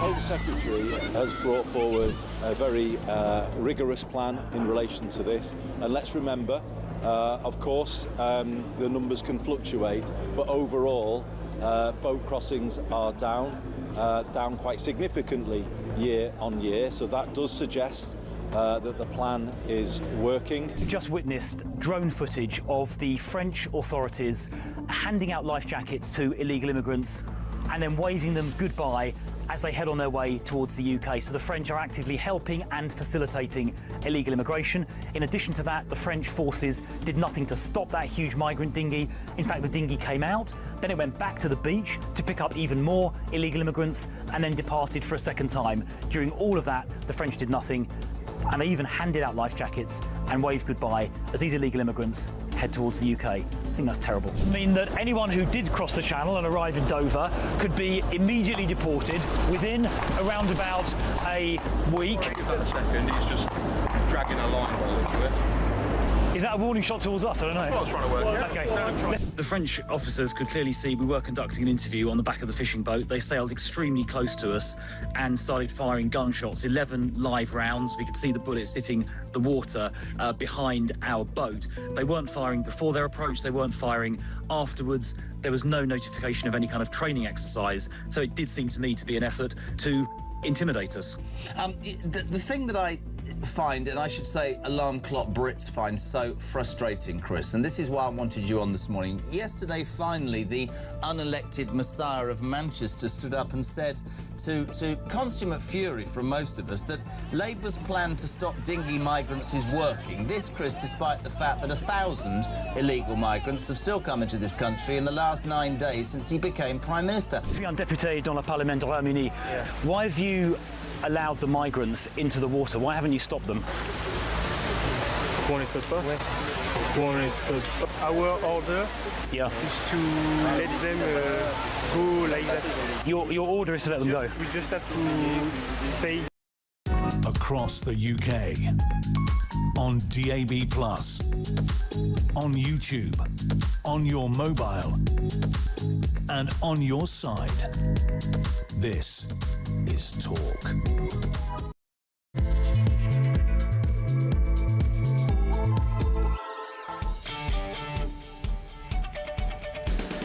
Welcome back. Where have you been? It's just gone 9 o'clock. We're live across the UK. The Talk Breakfast show is on till 10. The home of Common Sense, where your views on the day's news matter. And Ring Robert Jenrick is on the way. The man who stood up yesterday in a very prime ministerial pair of glasses. This is Roger in Dorset says, morning, Jess. I thought Jenrick looked very prime ministerial yesterday in his prime ministerial spectacles. Just saying. Robert Jenrick, who made quite a series of announcements about what a reform government would do about benefits, will be in the studio. Well, he is in the studio. He's just being sorted out because his headset's not working. Let's go straight to him. How are you? Hello, good morning. How are you? Where are the spectacles? Come on, man. What was that all about? You look like Burnham. I thought, thank you. Slightly less dark eyebrows, but you had the glasses on. I do wear them sometimes. Do you? I've got bad eyes. I'm getting old. That's the problem. Don't I'm getting say that old. to me. But no, I do wear them sometimes. Great to have you here. There's so much I want to talk to you about. Lots and lots of questions already. But one thing from earlier that somebody, it just came to me. In your discussions about getting rid of this £50 billion worth of welfare, you've talked about foreign criminals shouldn't get it. Completely agree. I'd like to throw my two penny worth in. People like Callaghan shouldn't be in jail for life for murdering 3 people and be getting £1,000 a month. I think that's absolutely insane. The one thing that's got people today, quite interestingly, and you know this, whenever you talk about cutting benefits, people are, oh, what about me? What about me? And people phone up. If you're on long-term benefits and whatever you've got and you're worried that it's going to be taken away under a reform, phone Robert, because it put your mind at rest. Community service. We just had somebody on, I can't remember, it's maybe it was Daniel Hannan. 330,000, you said yesterday. That's right. How much is it going to cost to make all of these people do community service? And by the way, I absolutely agree with the concept completely. Yeah, so just so your listeners know, there's 330,000 people in the country today who are claiming job seekers allowance and have been looking for a job for at least a year. And what we're saying is that on top of continuing to try and find the job that you want, you should be giving something back to the community. No more something for nothing. You should be helping out, maybe doing some gardening, helping in the local library, doing a clerical task at the local council offices. And this would be good for the individual, because we all know it's bad to be stuck at home. And these days, actually, applying for jobs is even more depressing and soul-destroying than it used to be, because all these are online. You often got algorithms, you know, it's AI choosing who gets called for interviews and so on, so you very rarely even meet people in this process. And why not have people out and about doing something useful and as well as being beneficial to the individual and their mental health and well-being, be good for the local community. I completely Because we'll get agree. a whole load of positive things done. I mean, I feel it's a bit like the alarm clock Britain thing that you've nicked off me, because I've been saying this for 10 years, and do you know I'd go further? Sorry, this will shock you. It's the very reason I think we should shut our borders, because for years I've been told, as we have been told, we need these people to come into this country to be fruit pickers or hospital porters or whatever. Well, I would shut those borders and say to people who, you know, one of the greatest things you talked about, which I've been saying for it should be face-to-face. How can you possibly get 6 months off work by saying, oh, I've got slight anxiety, by filling out a form? It's completely crazy. Look, what we're saying is that if you want to claim disability benefits, and obviously there are many, many people who deserve them because they've got serious conditions, it's only right and proper that you have a face-to-face appointment with an actual clinician, like a GP, and that you make your case, you're properly assessed, and for the people who deserve the money, then obviously they will get it. But there are many people, we all know this because we've encountered them in our daily lives, who are taking the mick at the moment, and that brings the whole system into disrepute. The number of people claiming disability benefits for mental health has doubled since the pandemic. If we just got that back to the way it was before the pandemic, then that would be almost 1 million fewer people claiming, and you can imagine how much money that would be. Right, let's get to it. Possible. Ring Rob. You can ring now, 0344 499 1000. You can text a question, 87222. Leave a voice note, whatever you want. And I did say that whenever you talk about benefits, there are people genuinely who get concerned. Absolutely. Baz from Hull, can you please ask Robert this? Our 33-year-old son is autistic, non-verbal, hard of hearing and severe learning delay. He is on ESA and UC. We pay for him to go to daycare for people with disabilities. Will Robert expect people like our son to go out and do voluntary work because he couldn't do that? What does he say? No, absolutely not. We are going to protect, and you have my word, we're going to protect everyone, whether that's children or adults, who really need disability benefit. And there are many, many people, of course, in the country. And it's the thing is, I look at it in this way. There's a social contract in this country whereby we as a society, because we want to be a good society, look after those people who really need it. But it's being broken at the moment because there are some people who are taking advantage, and that's financially unsustainable. It's literally going to bankrupt the country. You know, we're spending almost as much in interest payments on our debts now as we do on education and defence combined. But it's also morally wrong, because there are people whose lives are being wasted, not this gentleman's child. So you can say to people who are genuinely concerned that this I mean, I know this face-to-face system is designed merely to root out the feckless who are taking advantage. Absolutely, absolutely. Look, of the people who are on PIP, you know, we're not getting rid of PIP, we're reforming PIP, and there's a lot of people on that today, but we're saying that the people who have these low-level mental health conditions, they will need to be reassessed. I think that's right, and some of them will obviously continue to receive them, but many will not. We just want to get the world back to the way it was before COVID.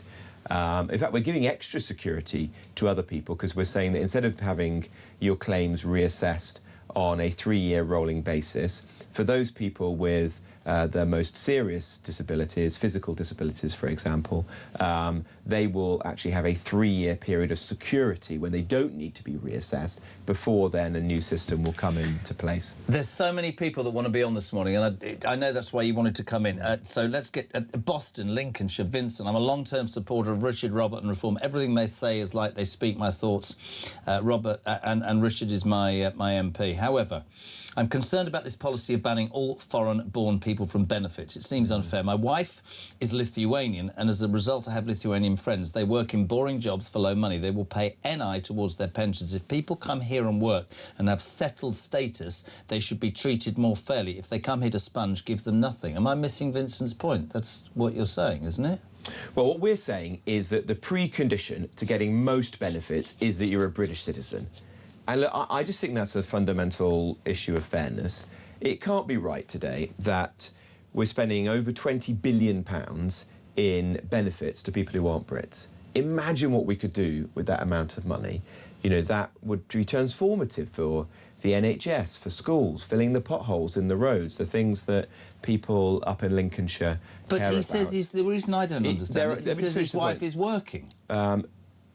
My own wife is Lithuanian. As a result, they work in boring jobs for low money. They still pay NI towards their pensions. If people... Well, that's the point. There are some elements of the benefit system that are clearly contributory. Right. And the pension scheme system is the most obvious example. What we've said is, for pensions, then we will, of course, pay those out to people, even if they're not British citizens, because in order to get a pension, you have to have contributed. You don't just rock up in the country on day one and then start to get a pension. You have to have contributed, paid in. You know, we all remember the stamp system that's obviously gone now, but that's still the basis, broadly speaking, of the state pension. So where there's a contributory element, then yes, but for the other things, no. And I think that's right. I mean, look at council housing, for example. It shouldn't be when there's such a a chronic lack of council houses across the country, that they're going to people who aren't British citizens. I think that we've with been very clear on that. They're only going to go to Brits, and the non-Brits will have to vacate them. I do think that with policies from any particular party, I mean, I was talking about this earlier about how I want conviction politicians back who aren't actually afraid to say things that might upset a few people, but it's their belief. And there will be people who find this unpalatable, but it is important to give the listeners the chance. There's loads of people... And look, that's an important point, Jeremy, because a couple of people I've read, there's like this columnist, Fraser Nelson, who writes for The Times. He's saying, well, reform shouldn't be pursuing welfare reform because some of the people who vote for us are on benefits. Well, firstly, I think that it's a mistaken belief that people who vote for reform don't care about this issue. Of course they do. They're often the most frustrated by it because they're on lower incomes. But people have to have it explained to them. That's the point, and they see that people are taking the mick. But you want politicians who are going to take on challenging issues, who are going to make arguments, who are going to try and win arguments, persuade the country that big change is necessary. Got to go to the or phones. else we just keep stagnating. Completely agree. Hereford, Chris, you're through to Robert Jenrick. Good morning, mate. Good morning. How are you? Good morning, both. How are you? Very good. All yours. Go. Basically, I listened to Robert's speech yesterday, and I was quite impressed with most of what he said. But I'm a bit worried at the moment. I do claim PIP, and basically, I have a hidden disability, so you wouldn't know I've got a disability. I've got basically I'm very clumsy and I got dyspraxia, and I'm a very slow learner and stuff like that. Will it affect my benefits? I've been on benefits for the last 8 years, and I'm just slightly worried about people like me. Ask you a quick question before I pass you to Rob, Chris. Dyspraxia, yes. Social mobility, completely get all of that. Is there, don't get me wrong, is there a desire to do work in whatever guise in your mind, or have you accepted that you're going to be on benefits? Well, yeah, because the disability I've since I had was a child. Basically, I've only just started claiming benefits because my poor mum died about 10 years ago, and they looked after me. And when they died, I was on my own. So my brother took me to the doctors to find out what was basically I had a disability, and they actually found out that I did have one. Have you ever worked, pal? Oh yeah, I work. Yes. Yeah, Robert. I work part time. Jeremy. I'm not a stranger. I don't sit. Excuse my language. I don't sit on my bottom all day doing nothing. I do get out, but I just need that support because I live on my own. I'm vulnerable, and basically I do struggle in life sometimes. Really, really good. And glad you called, Robert Jenrick. Yeah. Great call. Great call. Thanks, Chris.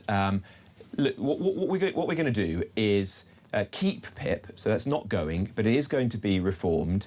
The primary focus is going to be on the mental health, the low-level conditions like anxiety, depression, and there are some things which are pretty minor, like tennis elbow, for which people are claiming benefits. Certainly not, by the sounds of things, comparable to the challenges that you face. So those people will be reassessed. I don't know for certain whether you'd be reassessed or not. It wouldn't ultimately be the decision of a politician like me. It would be for a trained clinician, an expert in their field, like a GP, to do that for the government. But look, what I can assure you is people like yourself who've got real challenges, of course, genuine challenges, we want to support you. And the purpose of doing these reforms is to ensure that it's sustainable. So and can I also jump in, Chris? The reason I asked you if you work is you've patently got issues from childhood. You've been diagnosed, and yet you still have the gumption to phone here. You're still working. You are exactly the sort of person, in my humble opinion, that the system was set up to help. And I genuinely mean that, but it wasn't set up, and I'm sure you'd agree with this, Chris, to help people who wouldn't be doing the part-time work and wouldn't have gone to see the doctor and wouldn't admit they've got issues, but are basically sat there expecting the rest of them to wipe their backsides, as you said. Do you see what we mean there, bud? Yeah, as I said, when I was just diagnosed with this, I was actually had to see a psychologist, and it's no word of a lie. It took me almost 30 weeks to get my PIP. And I had to fill out, no word of a lie, I had to fill out a form about about 40 pages long. And I had to actually see somebody to get diagnosed.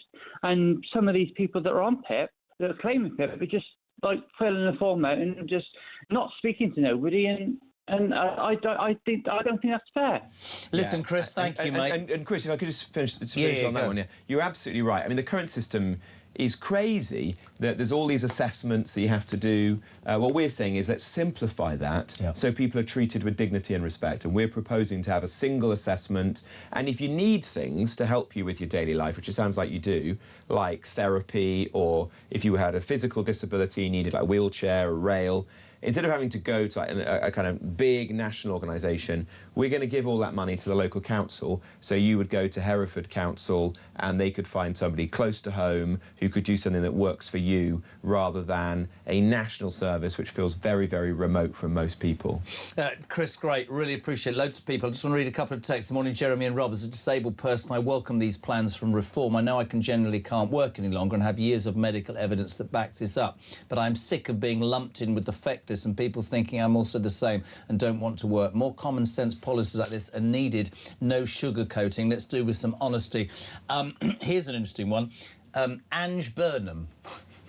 No relation. No relation. Also Andy and Commentary, both asking the same question. Rob, I've never understood why benefit claimants don't pay income tax. Every other form of income is taxed. Why can someone get thousands of benefits and no tax? If you earn it for working, you do pay tax. Yeah, a lot of people have raised this with me, actually, since I took on this this role at Reform, and it's certainly something that I'm interested in. I mean, the argument against it is you just get into a kind of pointless circular economy where the Treasury is handing out some cash and then is taking some of it back in tax. But it does seem mental that there could be somebody, because you do get these cases of households getting like 70 grand in benefits if you add everything up, which I think is completely wrong anyway. I personally don't think that anyone should be getting more benefits than, you know, the average person who's working. That was supposed to be the point of the benefit cap that the last government brought in, but which doesn't seem to be working properly. But there is the argument, well, if you're getting all that cash in, pay some tax on it. Is it something that Reform would consider looking at? I'm interested in the idea. I think the argument against it is just, isn't it really wasteful that the Treasury is paying the administrative costs of handing out the money. Pay out less then. And then, well, quite. I think the overall answer is probably people shouldn't be getting all this money in the first place. You know, when you go out canvassing and you meet people that you have to convince, you're going to have to convince our next caller. George is in Dundee. George, you through Robert Jenrick. Hiya, how are you doing? Hi, how are you? Good. I was a Reform supporter, but after thinking about what you said yesterday, the last 24 hours, you've kind of lost a couple of votes in our household. I'll tell you the reason why. I take it you've never claimed benefits, right?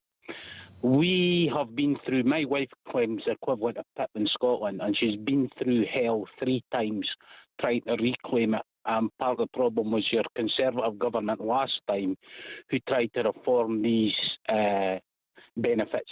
People fall through the net, and every politician I hear just says the people who will need help will receive help. Bull. Absolute and utter bull, because you don't know enough about the system and how it works. Tens of thousands are then cut off and have to reclaim. It is an absolute farcical system. So I'm sorry, I'm not prepared to take that risk for my wife. So you will not be getting my vote. Robert? Well, if I can give you some reassurance, what we're proposing is to keep the current system of PIP. So your wife shouldn't be losing that, but we are going to reform it so that we get those people who frankly shouldn't be on it tennis elbow back off it and back into the workplace, which does not, I mean, I don't want to pry into your wife's condition unless you want to share it with us, but it does not sound as if she's one of those people who's taking advantage by any George, you would by accept that people are taking advantage, wouldn't you? I would say not as many as they think under the current rules. What they should do is have set illnesses. Hold on one second. Are you telling me that there are 2 million people? See, this is where this is just my opinion, mate, and I respect you ringing, because that's the whole point of a democracy. The system was set up to help people like your wife. It was not set up, mate, to give people with tennis elbow the ability to sit on their arse and do nothing, or have 6 months off because they've gone online on a computer and ticked a box and they've got anxiety. And it strikes me, whatever the political party, I've done this with the Tories, I've done it with Reform, I've done it with the Liberal Democrats, whenever anybody talks about, truthful answer as a man here, right, changing the system, the genuine, which is what I said 25 minutes ago, the genuine claimants get really fearful and they think, oh my God, it's going to be taken away. But what you don't say to yourself is, there are hundreds of thousands of people milking this system that are making it more difficult for your wife to get the money that all the people know she should get, pal. Well, that's where you're completely wrong. And again, you have no experience of this. You don't know if my wife's a malingerer or not. You've no idea. I've not said what she's had, right? Secondly, the people that are claiming for mental health are doing so under the current rules. What any political party should do, instead of this, can you get out your bed on a Tuesday? Can you lift your arm above head height on a Wednesday? You get it. It should be set illnesses. If you're an amputee, you get it. If you're blind, you get it. If you've got motor neuron disease, you get it. It's simple. Robert? Well, look, I just say that this is not by and large about physical disabilities at all. It is about these cases of relatively mild conditions. And I'll give you a few stats. At the moment, 214 people are signing on for disability benefits every single day for mild anxiety. I just don't think that's right. And I don't think it's right for those individuals either, because I'm sure in most cases, sitting at home, you know, watching telly, doom scrolling on your phone is much worse for somebody who has mild anxiety. But I think we also than have to being out and about, getting a proper job. I agree, company, but I have to say, routine. We have to acknowledge. Can I just say this? I just say, Jeremy, the other thing is, the numbers are going up at a crazy degree. Yep. You know, there are double the number of people claiming for mental health than there were before COVID. If you look at children, the number of children or their families claiming disability benefits has doubled in 10 years. Our kids are not twice as sick as they were 10 years ago. This isn't just about the money. It's not bean counting. It's a kind of moral failure for the country that we're writing off so many people's lives, saying that they're unwell. It cannot be that we can continue like this. We put you on. We appreciate your opinion, George. Thank you. Quickly, Chris from St Anne's. I want to read this morning. Rob, I'm a Reform supporter. Totally agree with everything the party is wanting to do if you get empowered. Though I would like to ask you, are you not concerned that you will lose votes because spongers don't want to be taken off PIP and civil servants don't want to lose their cushy jobs, says Chris from St Anne's. Good question. Well, look, if you never take on difficult issues, then you don't do anything at all. To me, the point of reform is about really fixing the country. If you want the status quo, which to my mind is just decline, everything gets worse and worse and worse, then, you know, that's the Reform Party is not for you. And if you want politicians just going to lie to you, then that's not Reform. I didn't join Reform just to make false promises. I felt that's what, in the end, the Tory party did. Yep. If I'm going to stand up and say to people, for example, I'm going to cut your taxes if I'm lucky enough to be Chancellor of this country, I've got, first of all, to have levelled with you and said, in order to do that, we're going to have to find some savings by fixing things like the exploding benefits bill. And it's that level of honesty that I think you should expect from your politicians, and that's what reform has to be. We can't just be like the same old, same old. We've got to take on the big challenges facing this country. And also, I do think there's a suggestion primarily from kind of metropolitan journalists who say, oh, out in places like Newark or Clacton or Boston, there's all of these people who are like sponging off benefits, you know, who will never vote reform if you tackle welfare. Well, I'll tell you this, the people that I meet in my constituency are the most angry about the people who are shirking, because they're people who got up this morning, you know, 6 o'clock in the morning, got their kids to school, went to work at a distribution centre or a food factory in Newark, doing, frankly, a difficult job for which they don't earn enough money. Their bills are going through the roof, and when they're walking down the drive into their car, they see a Motability car next door to them that their neighbours had, the curtains closed, and they think, why am I doing this? I'm a mug. when people are sponging. And it's in their name that I do these reforms, because they are alarm clock Britain. Completely They're agree. hard-working, decent, patriotic people, and we should be on their side. It's going to break loads to cram in. Get your calls in 0344 499 1000. Get your text into Robert Jenrick. He's live. We're back in 3. Don't go anywhere.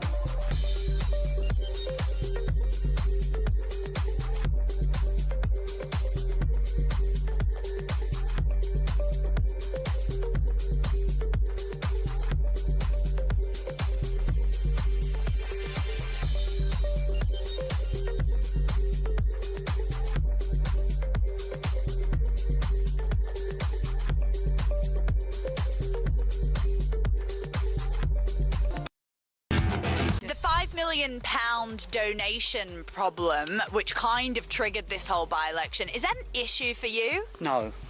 No, I accept that most politicians are in it at the end of the day for the 100,000 a year that they get, and so everybody's in it for money. And if it was for his security, and let's face it, look at Anne Widdecombe. She could have done with 5 million, couldn't she, for security? She's dead. And so, no, I don't. I think he was entitled to accept it. Across the UK, on DAB+, on YouTube, on your mobile, and on your side.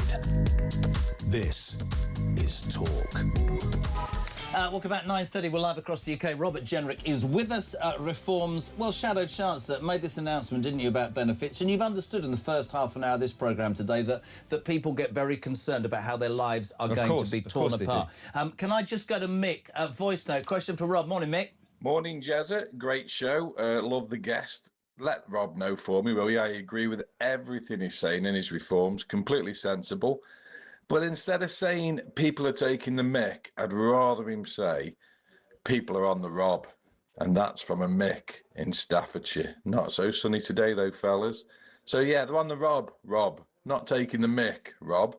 But I agree with all your reforms. Get them in, lad. Get them in. Catch you later, Jezza, lad. Good man, thank you very much indeed. They're on the Rob, not the Mick, Rob. Can I just say, my mate in Newcastle, I brought this up yesterday, and I wanted to bring it up with you, because he is a massive reform supporter, Rob, and he is infuriated, and this drives him as insanely mad as anything. When Lammy covered up those figures for foreign criminals and the crimes that they had committed, he has been banging. In fact, he goes further and he says he does not understand why Reform do not have this as a flag-bearing thing to talk about. It is an utter disgrace to think that nobody will publish the figures of what illegal migrants who have come into this country incorrectly and are nowhere to be seen, what crimes they've committed. I mean, that must be something that Reform takes forward. Yes, look, let me be very clear. A Reform government will publish regular statistics of crimes committed in this country by nationality, visa status, asylum status, how you entered the country, and so that this is there for everyone to see. End this cover-up that has been going on for years and years and years, and then most importantly, act upon it. Because we're not doing this as some kind of, think tank exercise. We want to do this so we can make policy accordingly. And if, as I'm certain the figures will show, certain nationalities are much more likely to commit crimes, particularly sexual crimes, then we need an immigration system that reflects that. Why would a government not publish stuff that would actually help protect its own people? Because they don't want to take the action that would follow from that. Look, if it shows that, I don't know, an Eritrean is 20 times more likely to commit sexual violence or rape a woman or a girl here in the UK, stop giving visas to Eritreans. Yeah. It's as simple as that. So your guarantee is that you will do something? We will guarantee that will happen. And I cannot tell you how angry frustrated I am about this. When I was in the Conservative Party, I brought forward an amendment to the bill that was going through the House of Commons at the time, and James Cleverly, who was the Home Secretary, and Alex Chalk, who was the Justice Secretary, declined to accept that. Then I actually brought the same amendment to a vote when Shabana Mahmood was the Justice Secretary under the Labour government, and Labour actually voted against it, crazily. And now, same issue with David Lammy. God knows what the new one will do. People just keep knocking this back time and time again. And then you get these lefties saying that we're quoting misleading statistics. You know, an Afghan is 25 times more likely to commit a crime than a Brit or whatever it is. Well, give us the actual statistics then. You know, allow daylight to shine on this, and so people can have an honest debate. The other thing is, it will show that some nationalities are actually less likely to commit crime. The indicative data I've seen, shows there are some people, I think Indian nationals in the UK, the data that I recently saw, were less likely to commit crime than Brits. So there will be some interesting statistics. It's not all straightforward. It's definitely It's not something straightforward, but it will show that there are some nationalities which are much, much more likely to commit serious and violent crimes than Brits. And then you've got to just have the honesty to say, we just can't let these people into the country. Let's go to Oxford. Chris, good morning. You're through to Robert Jenrick. Good morning. Good morning, Robert. Good morning. First of all, this stupid government alert that went off, I've actually turned it off. I won't be getting those again. I thought the whole idea was if we were under attack by somebody, or even, as we know, some of the terrorists from Iran are trying to come over on the boats, there was a terrorist alert anywhere within the country. That's what it would be used for, not stupid barbecues. I mean, whoever dreamed that one up should be sacked. Lou Haig, wouldn't it? I don't know. What do you make of it? There was a certain irony that Louise Haig, the one who was convicted of fraud, I think, for losing her mobile phone, for nicking mobile phones, was the one who sent all our mobile phones this message. Look, as I understand it, the system was designed by the last government with a very high bar before you would trouble everyone, because if you cry wolf, then people will treat the system as a bit of a joke, and I'm not convinced that this met that bar. I wouldn't diminish what's happening, because look, people's homes have been destroyed in these fires, and I actually met up with my local firefighters on Saturday evening in Nottinghamshire, where there's been wildfires in the forests of North Nottinghamshire, around Sherwood Forest and Mansfield Way, and they've had a very, very tough summer, to be honest, and have seen a lot of incidents. So it is an important issue. I wouldn't diminish it, but I am not at all convinced that it warranted sending out this message to everyone. What do you... I don't know about you, Chris, to be honest. I nearly did something... I didn't know what was going on. I thought it was... Well, I was in the pub when it happened. Of course you were. And it was all buzzing, and then everyone got multiple ones as well. Yes, and they came at different moments. Yeah, at different moments. So it was a bit of a mad situation, but there we go. Chris, thank you very much indeed. Jez, would you mind, please, in asking Rob Jenrick where he expects work to actually come from? There's no end of businesses and shops and banks have closed down where I live in our post-industrialised society. How are we going to wave a magic wand and make jobs appear?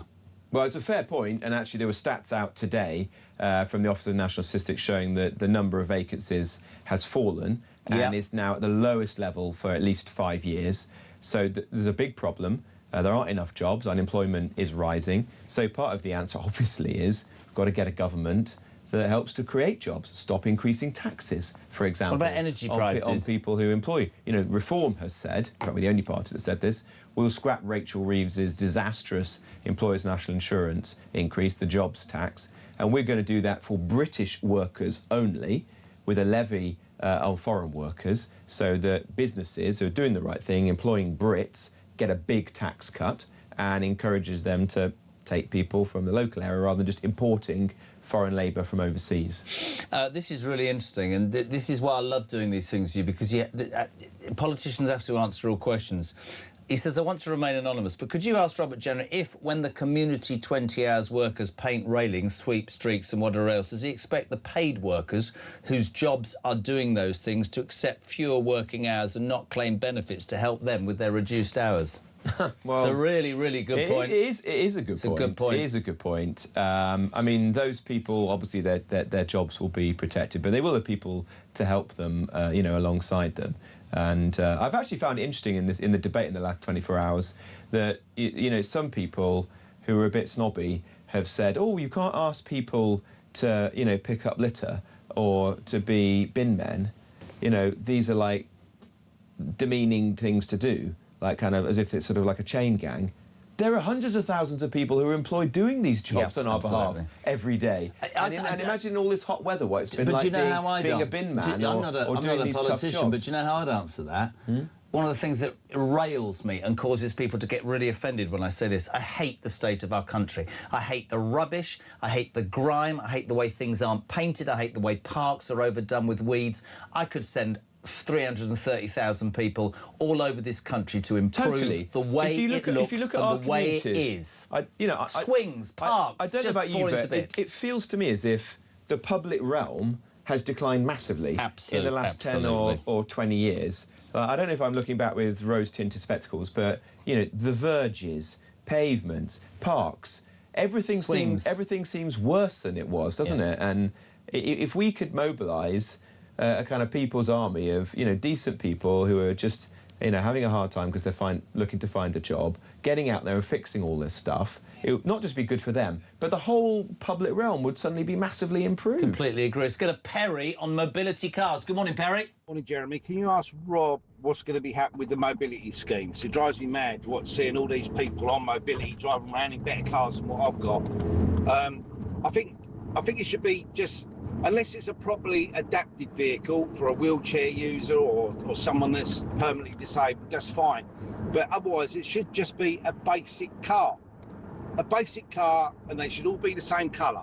It's really interesting, the mobility car issue, massive. It is. Look, the number of people... Obviously, it was a well-meaning scheme. Yep. But it's been contorted out of all, you know, proportion, and the people who set up the scheme would be like turning in their grave if they could see what it is today. Both the standard of some of the cars that you're able to get, you know, people have got like BMWs and so on, and I think like one of the main cars people get is a Mini Cooper, which, I mean, I don't know about you, but most people would love to have a Mini Cooper, wouldn't they? I remember my mum got a Mini Cooper, and it was like her pride and joy. You know, absolutely. She didn't have one of those. I completely agree. For a long time. So it's the standard of the cars. They should just be a normal basic car, and just the far too many people who are able to get them today, and that has to be massively reduced. Am I allowed to ask one question very quickly? Sam's frowning at me. Lots of people want to know what your government, your party would do about inheritance tax. It's a difficult one. If you had to draw up a list of the most hated taxes in the country, inheritance tax would be right up there. It's, you know, it's all of the polls show it's the kind of in the top 2 or 3 taxes that people don't like. Why? Well, it's obvious, isn't it? It's double taxation, and it's hitting people just at the hardest moment in your life where you've just lost your mum, your dad, your wife, whatever it might be. But as ever, you just got to decide, is it affordable to make a big step like that? And obviously it's one of those reasons why you've got to make tough decisions, like the benefits changes that we're proposing this week, because that buys you at least a space to contemplate. Would you try and help people with inheritance tax? Look, I'd like to do it. Of course I'd like to do it. But I also want to be fiscally responsible and to look after people's money carefully. And so I'm not going to go around making promises in a kind of careless, cack-handed way unless I'm certain that we can actually deliver them. What I have said is that we would reverse in full the 2 mad inheritance tax policies that Labour have done. The family farms tax has caused so much pain. In fact, I met a farmer just on Sunday in my constituency who was absolutely, you know, wrought with worry about this because he'd been diagnosed with cancer and hadn't yet made the kind of tax planning that he'd hoped to make. And secondly, the changes to business taxes that mean you can't hand over a family business. So maybe you're not rich, but you own like a hotel or something, so there's like an asset or which is worth a bit, but you're not making lots of money. No. And you always dreamt that you could hand that on to your kids and your grandkids. They could continue to run the business, not have to sell up. That's those sorts of people, the backbone of the country. We're going to get rid of both of Rachel Reeves's appalling decisions there and enable people to hand on those assets to their kids and their grandkids. Can I just say thank you? It's really fascinating to be able to give people all the chance to be able to ask all that stuff, because we saw you yesterday. And next time you come in, can you wear your Prime Ministerial glasses, please? I'm pleased someone likes those. They do indeed. Ring Rob, brilliant. Thanks Thank a you. lot. Very nice Robert to see you, Jenrick from Reform, answering your questions there about his plans to change the benefit system. 18 minutes to 10 o'clock, back in 3.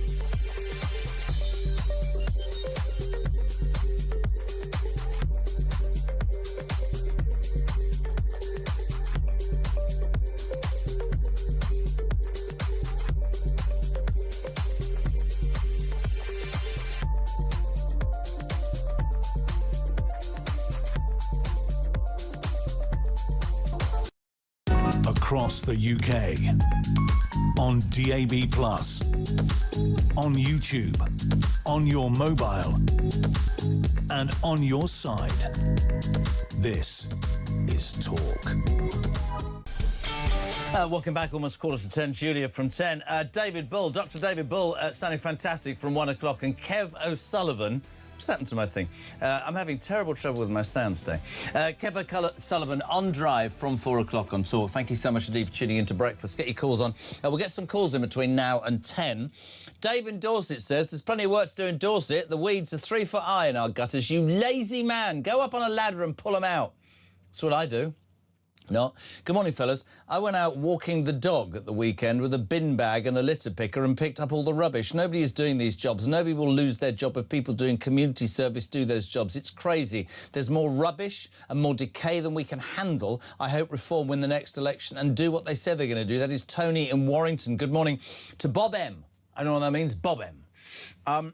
Rob, Jez, the gentleman from Dundee about his wife's and his regrettable situations. Can I just ask this? Where does he think the money comes from to care for them? I'm nearly 81 and my wife and I are still working with serious heart issues, having worked and paid our dues since the age of 15. Hello to Paul Wells.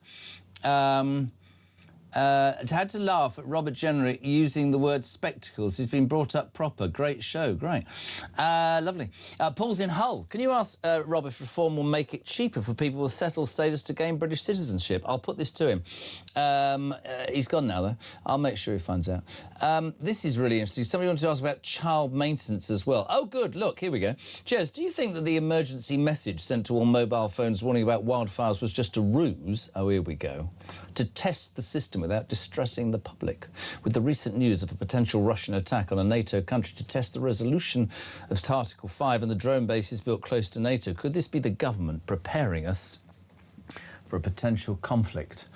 Did a government who sent a warning about not having a barbecue, in essence, want to warn us that an attack from the Russians was on the way?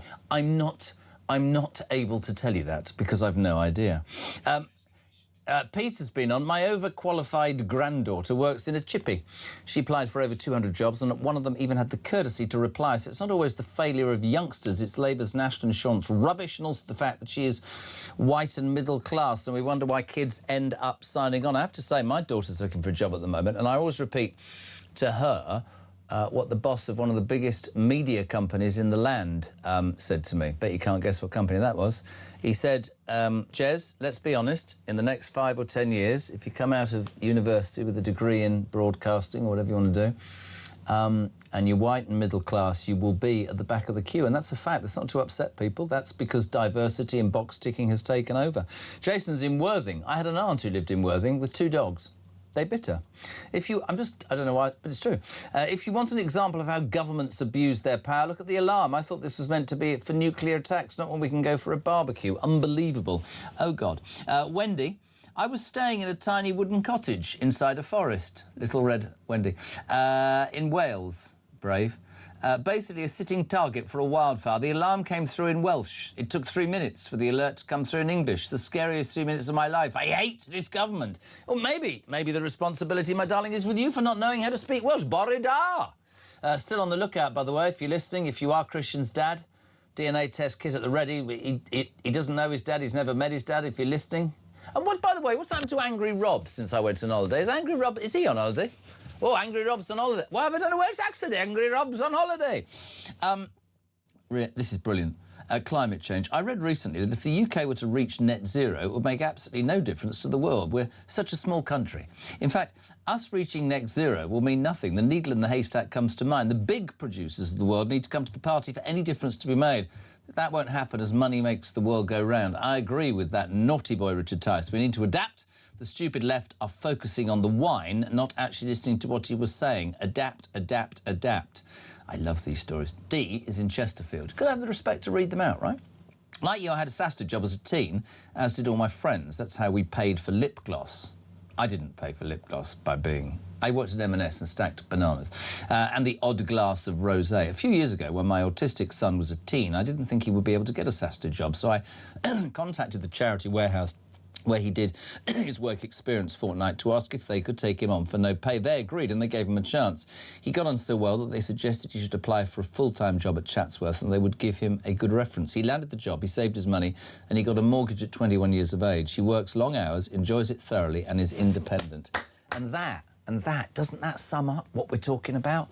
That you can make something of your life? Paul Hamilton. I thought Mr Burnham said he would drill. Now he's saying he hasn't made a decision yet. I wonder who changed his mind. Yeah, maybe. There's a very nice man called... what's your name again? Rory. Rory's just come in with tea. Thank you, Rory. You're welcome. All right, don't build your part up. Very good of you. Sandra is in Whitby in North Yorkshire. Sandra, all right? Hi, Jeremy. Bar Gum, you're on telly. How are you doing? Oh, I don't speak like that. I know you don't. What can we do for you, sweetheart? It's about job applications. Yes. I just think that these forms, these monitoring tick box forms, they're an absolutely disgusting practice. What happens is, when they get sorry, I'm really nervous. The human resources, when they get these forms in with job applications, they only look at these tick box forms, and if the correct boxes are not ticked, the rest of the application form gets thrown away, and this is an obstacle. These forms should get rid of them, and then everybody gets a fair chance. They can just fill in the application form with what they need to say about the job, about what they can offer. And those forms are just completely unnecessary. For years and years and years, we never had them at all. And people still managed. People are just applying for jobs. They're left in limbo when they don't hear anything. I must say, my daughter was telling me, and I told a story on this show a year ago and people don't believe it, and I'm going to repeat it. And this, to me, sums up where we're at. And for people who disagree with what I'm about to say, it's absolutely fine. One of my best friends, soon-to-be wife's daughter's partner, young kid, 23, good home, went to university, I think he got a degree in business, wanted to work in a hedge fund. Nice, rugby player, good-looking kid, intelligent, well-spoken. Honestly, on my life, Sandra, applied for 200 jobs. First-class honours degree, everything. Semi-professional rugby player, didn't get one response. Goes to the pub sometime last year, speaks to a mate. The mate tells him what to do. He changes his sexuality to non-binary and got 4 interviews in the next 2 weeks. And I'm not making it up. Fact. That's rubbish, man. Donald Trump was right. It should be on ability. It shouldn't be on box ticking. The best person for the job, male, female. I don't care about your sexuality. I care about whether you're good at the job. Yes, and it depends. And of course, the area that you live in, some of the you'll get more applications from certain sector than you would in others. But you just pick from the applicants. Yeah. You don't go searching for somebody from a different. You know, if it's a very, very diverse area, you will get a lot of different people. But everybody should be treated fairly. Couldn't agree more. Sandra, got to move on. We really appreciate it. Love to you and the gang in Whitby. Let's go to Bedfordshire. Elizabeth, you're on Talk Breakfast. Good morning. Oh, good morning, Jeremy. Oh, it's wonderful to speak to you. My only concern about Robert Jenrick's idea of making everybody go before somebody about their invalidity benefit is what guarantee have they got that it'll be the right decision? Because what happened to me, I was a long-distance lorry driver and I'd been seriously injured in a road accident previously, but a few years later I needed my hip replacing, and my hip was so badly damaged it obviously wasn't a straightforward recovery. So I'd been off on invalidity benefit for about 9 months, and I was coming to the end of my period of getting better. So I knew I was getting better, and I was keen to go back to work. As you know, I was a long distance lorry driver, and I loved it. But in the meantime, my arm went to pieces, my right arm. And I'd seen my consultant at Luton Dunstable Hospital, and he said, "Oh, you need your carpal tunnel doing." So obviously, because I was on long-term unemployment, sickness benefit, I had to go for periodic in front of a person to say that I was still available to get it.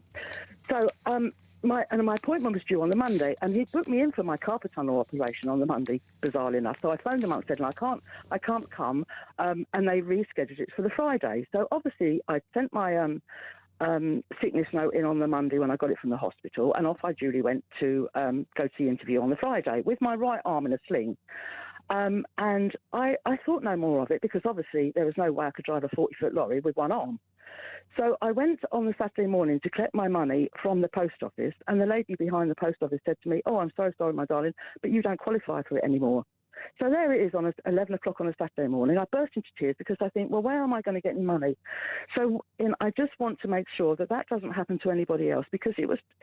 I get it, and I'm not trying to rush you, but I have to finish, but I would say this. This isn't me blindly saying that for reform are right. I've listened to the Tories. They've talked to me about how they're going to change it. I would hope there won't be too many issues if somebody finally has the balls to do it. The message should be, though, and I take your story, sweet, of course I do, that we finally, as a society, out of fairness, have to do something about a bill that is destroying not only genuine claimants, but the rest of society with how big it is. Let's say good morning to Ken. Morning, Ken. Morning, Jeremy. Ken here in Dorset. As we're all going to die very shortly, according to the climate crazies, I just thought I'd chuck some genuine statistics into the mix for balance. Of all of life on Earth, that's every blade of grass and every insect, humanity actually accounts for 0.01%. And of all the land area on Earth, bearing in mind that's only 30% of the Earth's surface, the remaining 70% being water, humanity actually occupies 15%. So that doesn't really seem to me as though we're doing that much damage, are we? Well, maybe we are. No, I don't think we are. Live your life. It's been a fantastic summer. Great show, Jez. Chat soon. Brilliant. He's obviously already been on the English sparkling wine at 9:55. Danny boy. Morning, Jezza. Danny here from Bedfordshire. One of your alarm clock Brits. So I've been in recovery 7 years from drugs. Whilst I was in my using era, using crack and heroin, the amount of money the government pay for addicts to get their drugs, which goes straight into the pockets of drug dealers, must be in the billions. They know when these drug users get their benefits, they know the days it goes into their bank, they'll turn up at their house, they'll take them to the cash point and they'll make them withdraw all their benefits that us tax-paying Brits are paying for. So we are literally funding addiction. That needs to stop.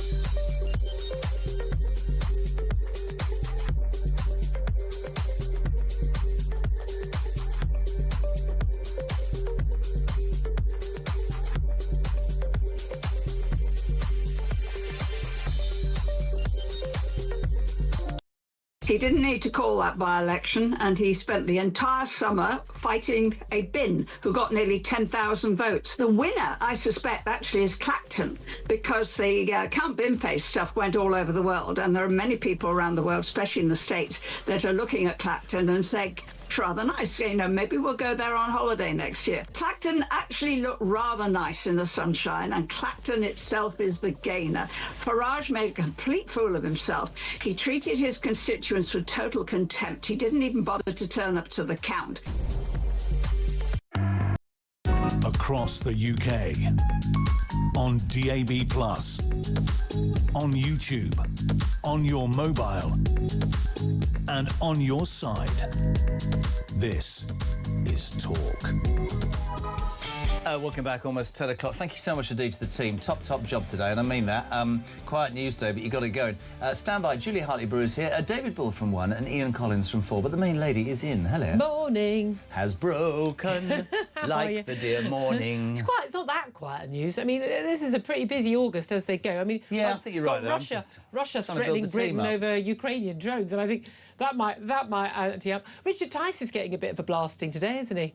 It was probably a little bit of a glib comment, but again, everyone's lost their minds. There's quite a lot to worry about the world, except for I had him on a course of 7 with a bottle of sparkling wine and 2 glasses. Don't worry about that. You do that any day of the week anyway. What are you trying to say? I've got an issue. I've stopped drinking, but anyway, by the way. listen, the key thing, have you? Why would you do that? See,